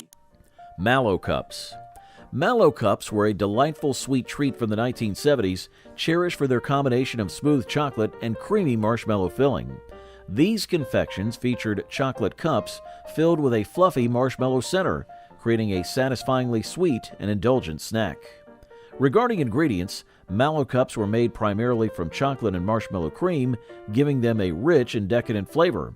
They were typically sold in packages containing multiple cups, making them perfect for sharing with friends and family. Mallow cups were reasonably priced, offering an affordable indulgence for sweet-tooth snackers. A mallow cup package usually cost around 10 to 25 cents, making them accessible to many consumers. The smooth chocolate shell provided a satisfying crunch, while the creamy marshmallow center melted in the mouth. This delightful contrast made mallow cups a favorite among children and adults alike. Flavors of fudge stripe cookies. Could snow pudding's airy texture and tangy lemon flavor rival the beloved decadence of fudge stripes? Snow pudding. Snow pudding was a delightful dessert from the 1970s, loved for its airy texture and refreshing taste. This dessert was typically made from gelatin, water, sugar, and lemon juice, giving it a light and fluffy consistency with a hint of citrus flavor. In terms of cost, snow pudding was quite affordable, making it a popular choice for families. A packet of gelatin and other ingredients needed for the recipe typically cost around $1 to $2, depending on the brand and quantity purchased. This affordability made snow pudding accessible to many households. It was often served chilled, adding to its refreshing appeal, especially during warmer months. The lemon flavor provided a tangy contrast to the sweetness of the dessert, making it a refreshing and satisfying treat. After you indulge in the sweet nostalgia of zingers, what other delectable treats define the 70s? Imagine sinking your teeth into a slice of grasshopper pie. Its minty freshness is a perfect complement to the coconut sweetness of zingers. How did these iconic desserts shape the culinary landscape of the era? Grasshopper pie. Grasshopper pie was a popular dessert of the 1970s, loved for its refreshing mint flavor and creamy texture. This no-bake pie was made with a chocolate cookie crust, typically made from crushed chocolate cookies mixed with melted butter and pressed into a pie dish. The filling consisted of a creamy mixture flavored with mint extract and green food coloring, giving it a vibrant green color and a refreshing taste. Grasshopper pie was relatively affordable to make at home. The main ingredients, chocolate cookies, butter, cream, mint extract, and gelatin, were readily available and inexpensive. A homemade grasshopper pie typically cost around $5 to $10 to make, depending on the quality of the ingredients and any additional toppings or decorations. Tonight I'm going to show you how to make these ham and cheese roll-ups. I got the recipe from tasteofhome.com. Ham and cheese roll-ups. Ham and cheese roll-ups were a beloved picnic food in the 1970s, celebrated for their simplicity and delicious taste. The recipe involved wrapping slices of ham around a piece of cheese, often with a pickle added for an extra tangy crunch. This easy-to-make snack was a hit at picnics because it was easy to eat without utensils, making it perfect for outdoor dining. These roll-ups were incredibly popular during the decade, appearing in picnic baskets and lunchboxes. Their popularity stemmed from the convenience and the pleasing combination of flavors. The saltiness of the ham paired perfectly with the creamy cheese, and adding a pickle provided a refreshing bite. Children and adults could enjoy them, and variations included using different types of cheese or adding other ingredients like mustard or herbs. As families enjoyed the simplicity and deliciousness of ham and cheese roll-ups at their 70s picnics, they also craved a lighter, more elegant option to balance their spread. What classic picnic food would perfectly complement these savory roll-ups with its refreshing taste and sophisticated charm? Let's find out. This is a little easy pie. This is all the ingredients you need, plus some sugar and water I don't have out. Ritz Cracker Mock Apple Pie. Ritz Cracker Mock Apple Pie was a unique and popular dessert of the 1970s. Despite its name, this pie contained no apples. The recipe cleverly used Ritz crackers to mimic the texture and taste of apples. To make it, you would combine crumbled Ritz crackers with sugar, water, lemon juice, and cream of tartar. Before baking, this mixture was placed in a pie crust and topped with cinnamon and butter. This dessert became a hit because it was surprisingly delicious and had the same sweet tart flavor as a traditional apple pie. Its popularity also stemmed from the novelty and curiosity among those who tasted it. It fooled many into thinking they were eating a real apple pie, making it a fun conversation starter at picnics and gatherings. Additionally, it was economical and could be made when apples were out of season or expensive. But how did the quirky Ritz Cracker Mock Apple Pie pave the way for the cocktail wieners craze? Waldorf salad. That's right, I'm going to show you my take on America's most famous fruit salad. Waldorf salad. Waldorf salad was a well-loved dish in the 1970s, popular at picnics and gatherings. This classic salad consisted of crisp apples, crunchy celery, and chopped walnuts, bound together by a creamy mayonnaise dressing. Some variations included grapes or raisins for added sweetness. The recipe was simple. Dice the apples and celery, chop the walnuts, and combine everything with mayonnaise. Seasoning with a bit of salt and pepper enhanced the flavors, and was typically served chilled, making it a refreshing choice for warm weather picnics. Waldorf salad gained popularity for its delicious blend of textures and flavors, offering a mix of sweet, tangy, and nutty taste in every bite. Its ease of preparation and the use of readily available ingredients made it a go-to dish for hosts looking to impress without much effort. Named after the Waldorf Astoria Hotel in New York City, which was first created in the late 19th century, the salad brought a touch of sophistication to 1970s picnics. However, how did Waldorf salad's popularity in the 70s influence another picnic favorite? Today I'm going to show you how to make my easy and delicious deviled eggs.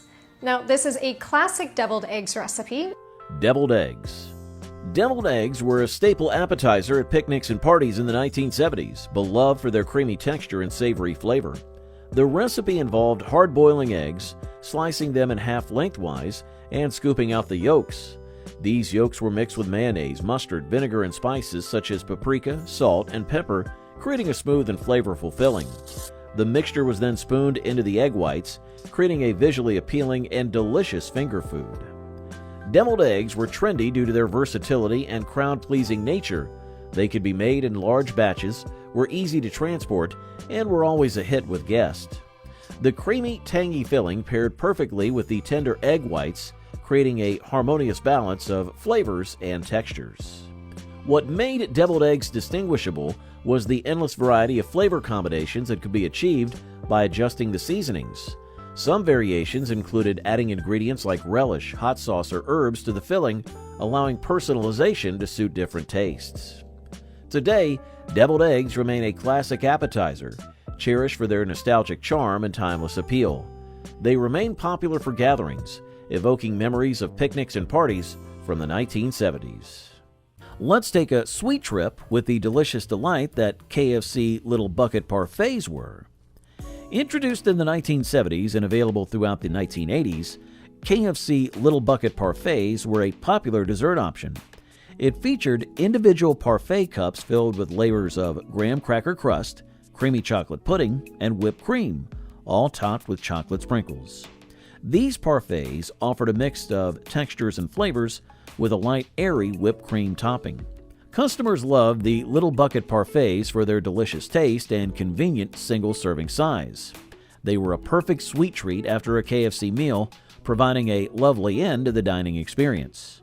However, the Little Bucket Parfaits were discontinued due to low sales and a shift in focus towards KFC's main menu items, leaving many fans disappointed. In 2012, KFC ended its partnership with Sara Lee, the producer of the parfaits, leading to their eventual removal from the menu. Fans of the Little Bucket Parfaits can still find copycat recipes online, allowing them to recreate this sweet treat. Prepare to sink your teeth into the satisfying sandwich as we go through the history of Hardee's roast beef sandwich. Roast beef is slow roasted in this kitchen every day.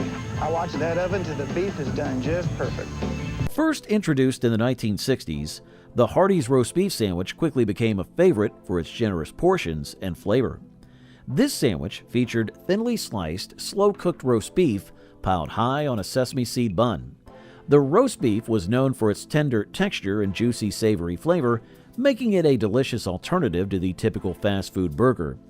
Some sandwich variations also included mayonnaise, lettuce, and tomato, enhancing the flavor and adding a touch of freshness. The Hardee's roast beef sandwich was especially popular among customers who enjoyed a meat-centric meal. Its substantial size and rich taste offered a satisfying alternative to the usual burger fare. Though briefly discontinued, it was eventually brought back due to customer demand. In 2019, Hardee's launched a marketing campaign urging customers to save the veggies by ordering the roast beef instead, celebrating its return and highlighting its appeal. Today, the Hardee's roast beef sandwich remains a staple, demonstrating its lasting appeal and status as a classic fast food offering. A combination snack from Jack in the Box that offered the best of both worlds. Yes, we're talking about the Jack in the Box Frings. My Saturday nights were dull and dreary until I had my first frings. In 1979, Jack in the Box Frings offered a clever combination of French fries and onion rings in a single order. This inventive side dish was perfect for customers who couldn't decide between the crispy, salty taste of fries and the crunchy flavor of onion rings. By merging these two items, Jack in the Box created a fan favorite that allowed customers to enjoy a variety of flavors and textures in one convenient package. Frings quickly gained popularity due to their novelty and satisfaction with cravings for fries and onion rings. The mix appealed to those who loved the variety and didn't want to choose between their favorite sides. Frings was eventually discontinued for the same reasons it gained popularity. It was too time-consuming for restaurants to create the dish, and it didn't sell as well as expected. Some fans attempted to recreate the experience by ordering both fries and onion rings and then mixing them. Bacon, delicate spices, and the finest short pastry, and recreated the world-famous quiche Lorraine, ready for you to bake fresh for the first time in your own oven. Quiche Lorraine is a classic savory pie originating in the Lorraine region of France.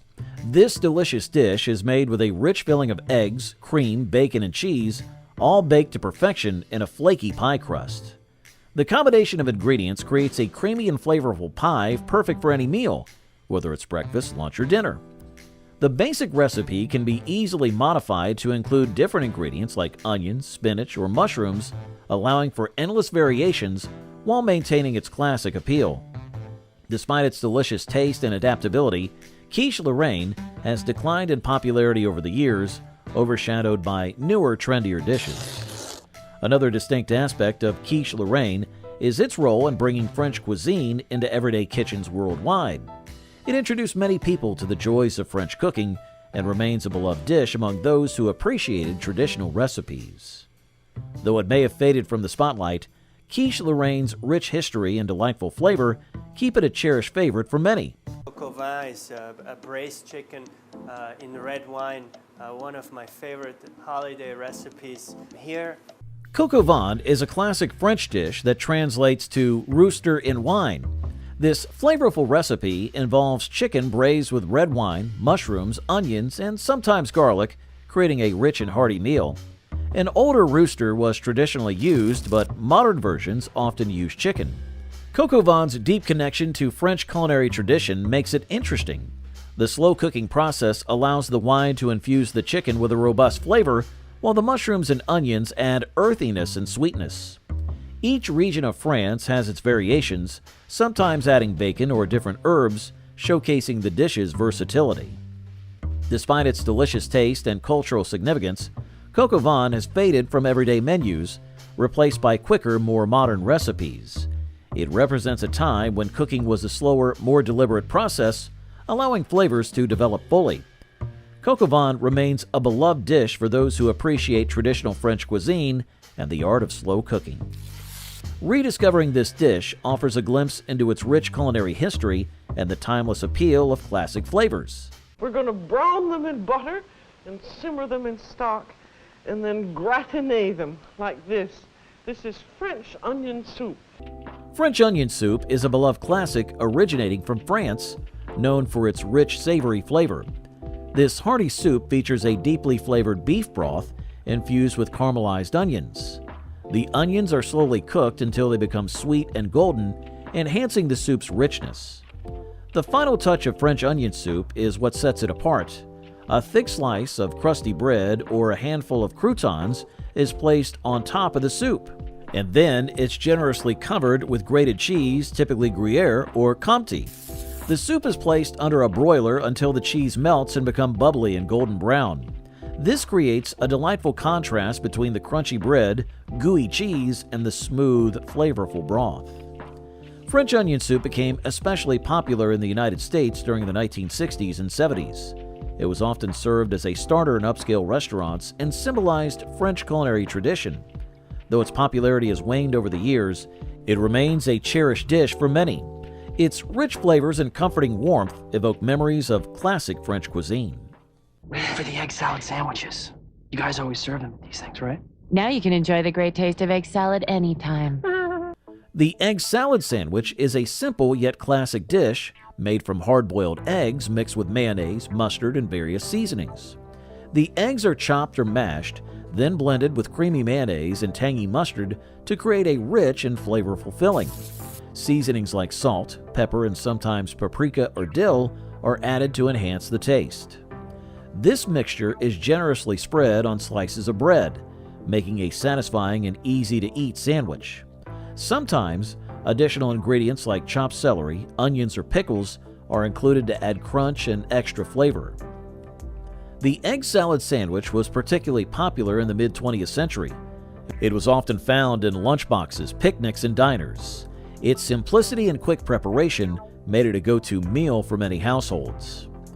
Though it has faded from the spotlight in favor of more modern sandwich options, the egg salad sandwich remains nostalgic for those who grew up enjoying its creamy, tangy flavors. It evokes memories of simpler times and homemade meals, proving that sometimes the most straightforward dishes can leave the most lasting impressions. Wait till you taste my Margie's dessert. Dessert? I didn't make dessert. Instead, I made some fun. Jell-O salads. Jell-O salads were known for their vibrant colors and unique combinations of ingredients. The basic recipe combined flavored gelatin with various additions such as canned fruit, marshmallows, nuts, or vegetables like carrots or celery. The mixture was then poured into a mold and chilled until set, creating a colorful and jiggly salad. These gelatin-based salads gained popularity for several reasons. They were easy to make, required minimal cooking, and could be prepared in advance, making them a convenient option for picnics and potlucks. Their bright colors and fun textures made them visually appealing and attractive to children and adults. There were countless variations to explore, with different combinations of flavors and ingredients to suit every taste. Some recipes use savory ingredients like cottage cheese or mayonnaise, while others lean toward sweetness with added fruit and whipped topping. Interestingly, Jell-O salads also reflected the culinary trends of the time, incorporating convenience foods like canned fruit and marshmallows. They became a symbol of 1970s cuisine, embodying the era's fascination with colorful, playful dishes.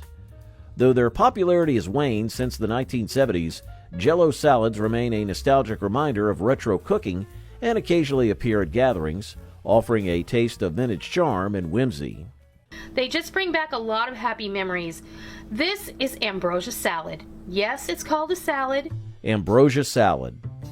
Ambrosia salad was a beloved dish in the 1970s, adored for its tropical flavors and delightful combination of ingredients. The recipe typically included canned pineapple chunks, mandarin oranges, shredded coconut, and miniature marshmallows mixed with whipped cream or sour cream.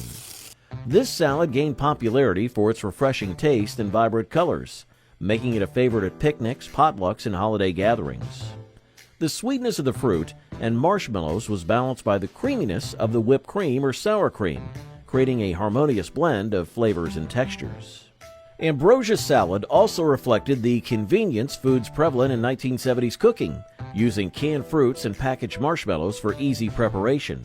Despite its simplicity, ambrosia salad remains a beloved dessert, cherished for its retro appeal and the memories it evokes of simpler times.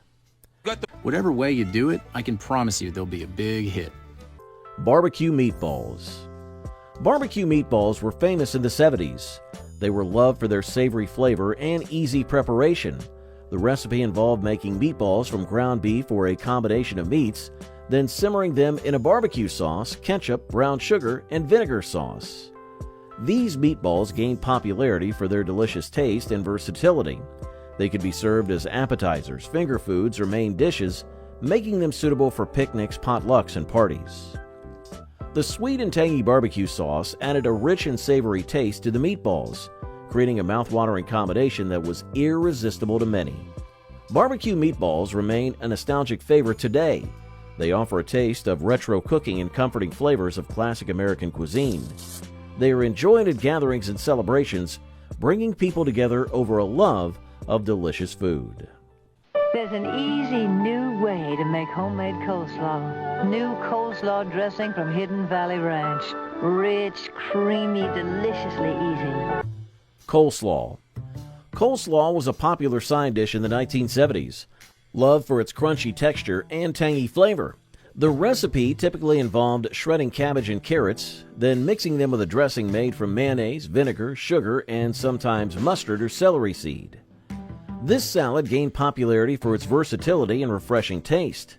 It was a staple at picnics, barbecues, and potlucks, offering a relaxed and crisp accompaniment to grilled meats and sandwiches. What made coleslaw distinct was its adaptability. While the classic version featured cabbage and carrots, there were endless variations to explore. Some recipes incorporated ingredients like apples, raisins, or nuts, adding sweetness or crunch. Coleslaw remains a favorite side dish today, It's cherished for its simplicity and the nostalgic memories it evokes of summertime gatherings and casual dining.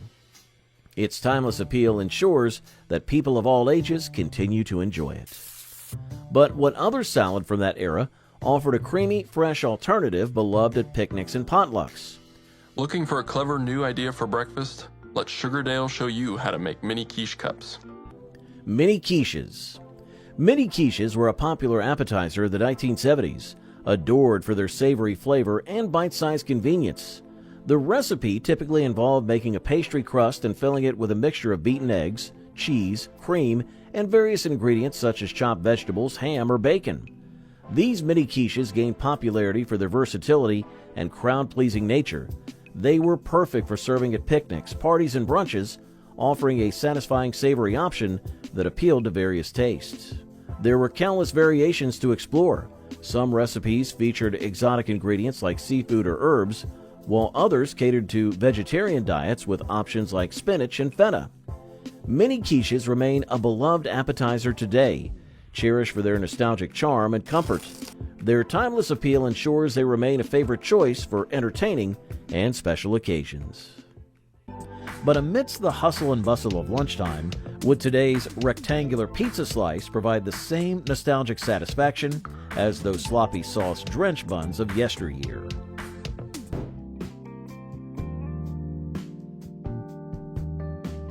Rectangular pizza. Rectangular pizza was a beloved school cafeteria classic, cherished for its iconic shape that snugly fit on cafeteria trays. Typically made from a thick crust topped with tomato sauce and cheese, it was an easy and quick meal for cafeteria staff to prepare in large quantities. While delicious, its healthiness was questionable, with concerns about the processed ingredients and high levels of sodium and fat. Notwithstanding this, students couldn't resist its cheesy goodness. Prices varied depending on the region and period, but it was usually an affordable option, costing around $1 or $2 a slice. Rectangular pizza may have faded into history, but its memory still brings nostalgia to many who enjoyed it during their school days. What memories do fish sticks evoke for those who frequented school lunch lines? That's why we created new Gorton's microwave crunchy fish sticks and fillets. Fish sticks. Fish sticks were a common sight in school cafeterias, especially on Fridays when many schools observed meatless options. These breaded and fried fish fillets were usually made from white fish like cod or pollock, coated in breadcrumbs for a crispy texture. While they provided a source of protein, they were often considered less healthy due to the frying process and the added breading. However, they were a convenient and tasty option for students. Prices for fish sticks varied depending on location and quality, but they were generally affordable, typically costing around $1 or $2 per serving. Despite their popularity in the past, fish sticks have faded away from many school lunch menus, but they remain a nostalgic memory for those who enjoyed them. If you take apart the new Pizza Hut Triple Deckeroni Pizza, here's what you'll find. Let's dive into the story of Pizza Hut's Triple Deckeroni Pizza, introduced in 1997. This wasn't just any pizza, but a multi-layered marvel that captured fans' imaginations during its brief stint on the menu. Picture a thin, crispy crust loaded with lavish cheese and 90 pieces of pepperoni. But the innovation didn't stop there. Above this base was another thin crust, ready to be customized with your favorite toppings. This double-decker creation offered an explosion of flavors and textures with every bite, making it a hit among those who craved extra cheesy, pepperoni-rich indulgence. Despite its initial popularity, the Triple Deckeroni was discontinued due to its complex preparation and challenges in sustaining sales. Now let's turn our attention to another interesting item from Taco Bell's past, a salad that attempted to bring the sea to fast food, but ended up sinking. Fish? Introducing new seafood salad from Taco Bell. In the mid-1980s, Taco Bell boldly introduced the seafood salad to diversify its menu with a unique offering.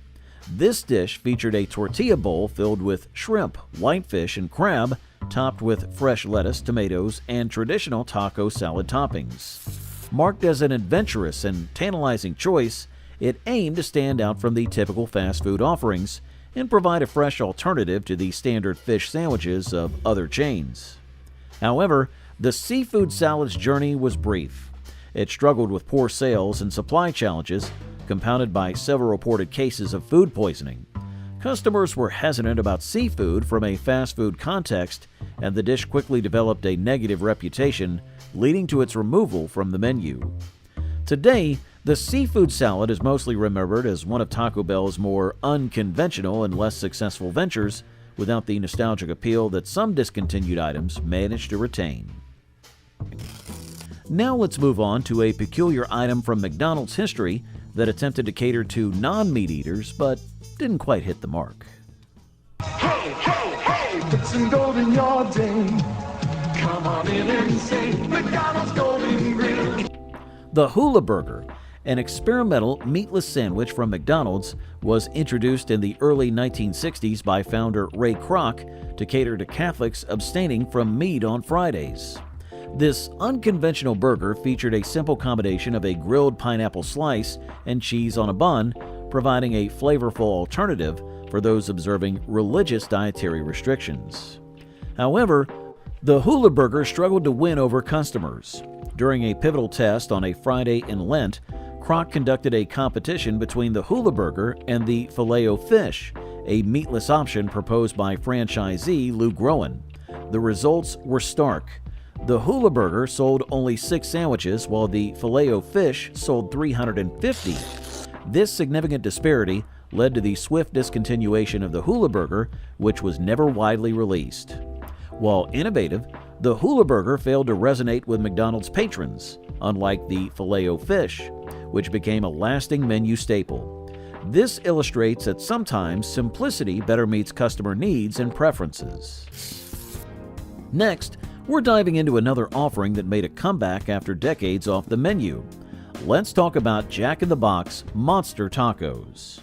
You can get 3 of our delicious regular tacos for just 89 cents. The Monster Taco debuted in the 1970s and quickly became a favorite for those craving a larger, more filling taco. Its large, crunchy shell packed with seasoned beef, melted American cheese, shredded lettuce, and taco sauce offered a flavor profile that kept customers returning. The Monster Taco was a substantial meal option known for its generous size. Despite its popularity, it faced discontinuation due to low sales and menu changes, which were available from the 1970s to the 1980s, and it briefly returned in 2013. In 2021, Jack in the Box responded to fan demands and reintroduced the Monster Taco, adding new flavors like bacon ranch, nacho, and the spicier Angry Monster Taco with a red shell. Its return was met with excitement from loyal fans. Next, we'll talk about the classic from Hardee's that offered a twist on the traditional burger.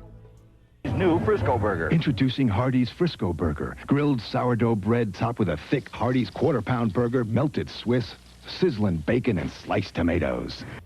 Introduced in the early 2000s, Hardee's Frisco Burger was part of the Thick Burger line, offering larger, premium quality burgers.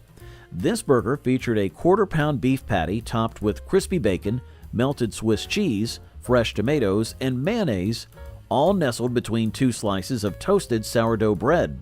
The smoky bacon, creamy Swiss cheese, and juicy beef made for a flavorful experience. The Frisco Burger quickly became popular among Hardee's customers, especially appealing to the young, hungry guys demographic targeted by the Thick Burger line. Despite its initial success, it was discontinued due to low sales and efforts to streamline the menu.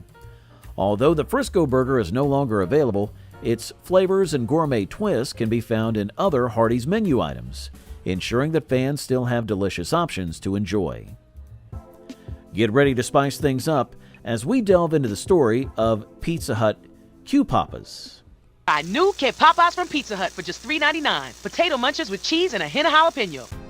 In the 1990s, Pizza Hut introduced Q-Papas, mini potato bites filled with a tasty blend of cheese and jalapenos.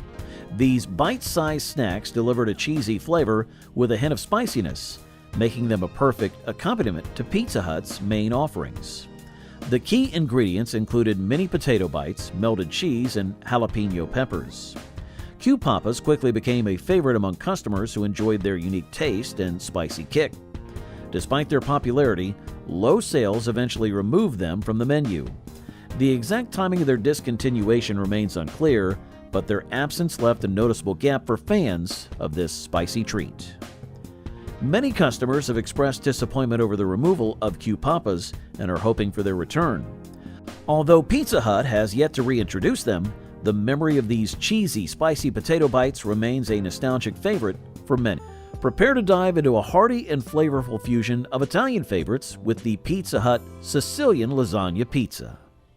Introducing the new Sicilian Lasagna Pizza from Pizza Hut. Hearty beef topping and a blend of mozzarella, creamy ricotta, and Parmesan cheese. Pizza Hut Sicilian Lasagna Pizza was introduced in 2006. It was a bold attempt by Pizza Hut to innovate its menu with something entirely different. This pizza featured a thick, rectangular Sicilian-style crust topped with layers of creamy ricotta cheese, ground beef, and marinara sauce, all traditional lasagna ingredients. The combination was finished with a generous sprinkling of garlic, adding an extra layer of flavor. The Sicilian Lasagna Pizza was designed to offer comforting flavors of lasagna with the convenience and shareability of a pizza. Customers could enjoy the familiar taste of ricotta, ground beef, and marinara sauce in every bite, all atop a robust Sicilian crust. It was removed from the menu due to poor sales. While some customers appreciated the fusion of the two beloved Italian dishes, others found the combination could have been better. The Sicilian Lasagna Pizza remains nostalgic for those who enjoyed its bold flavors during its brief run.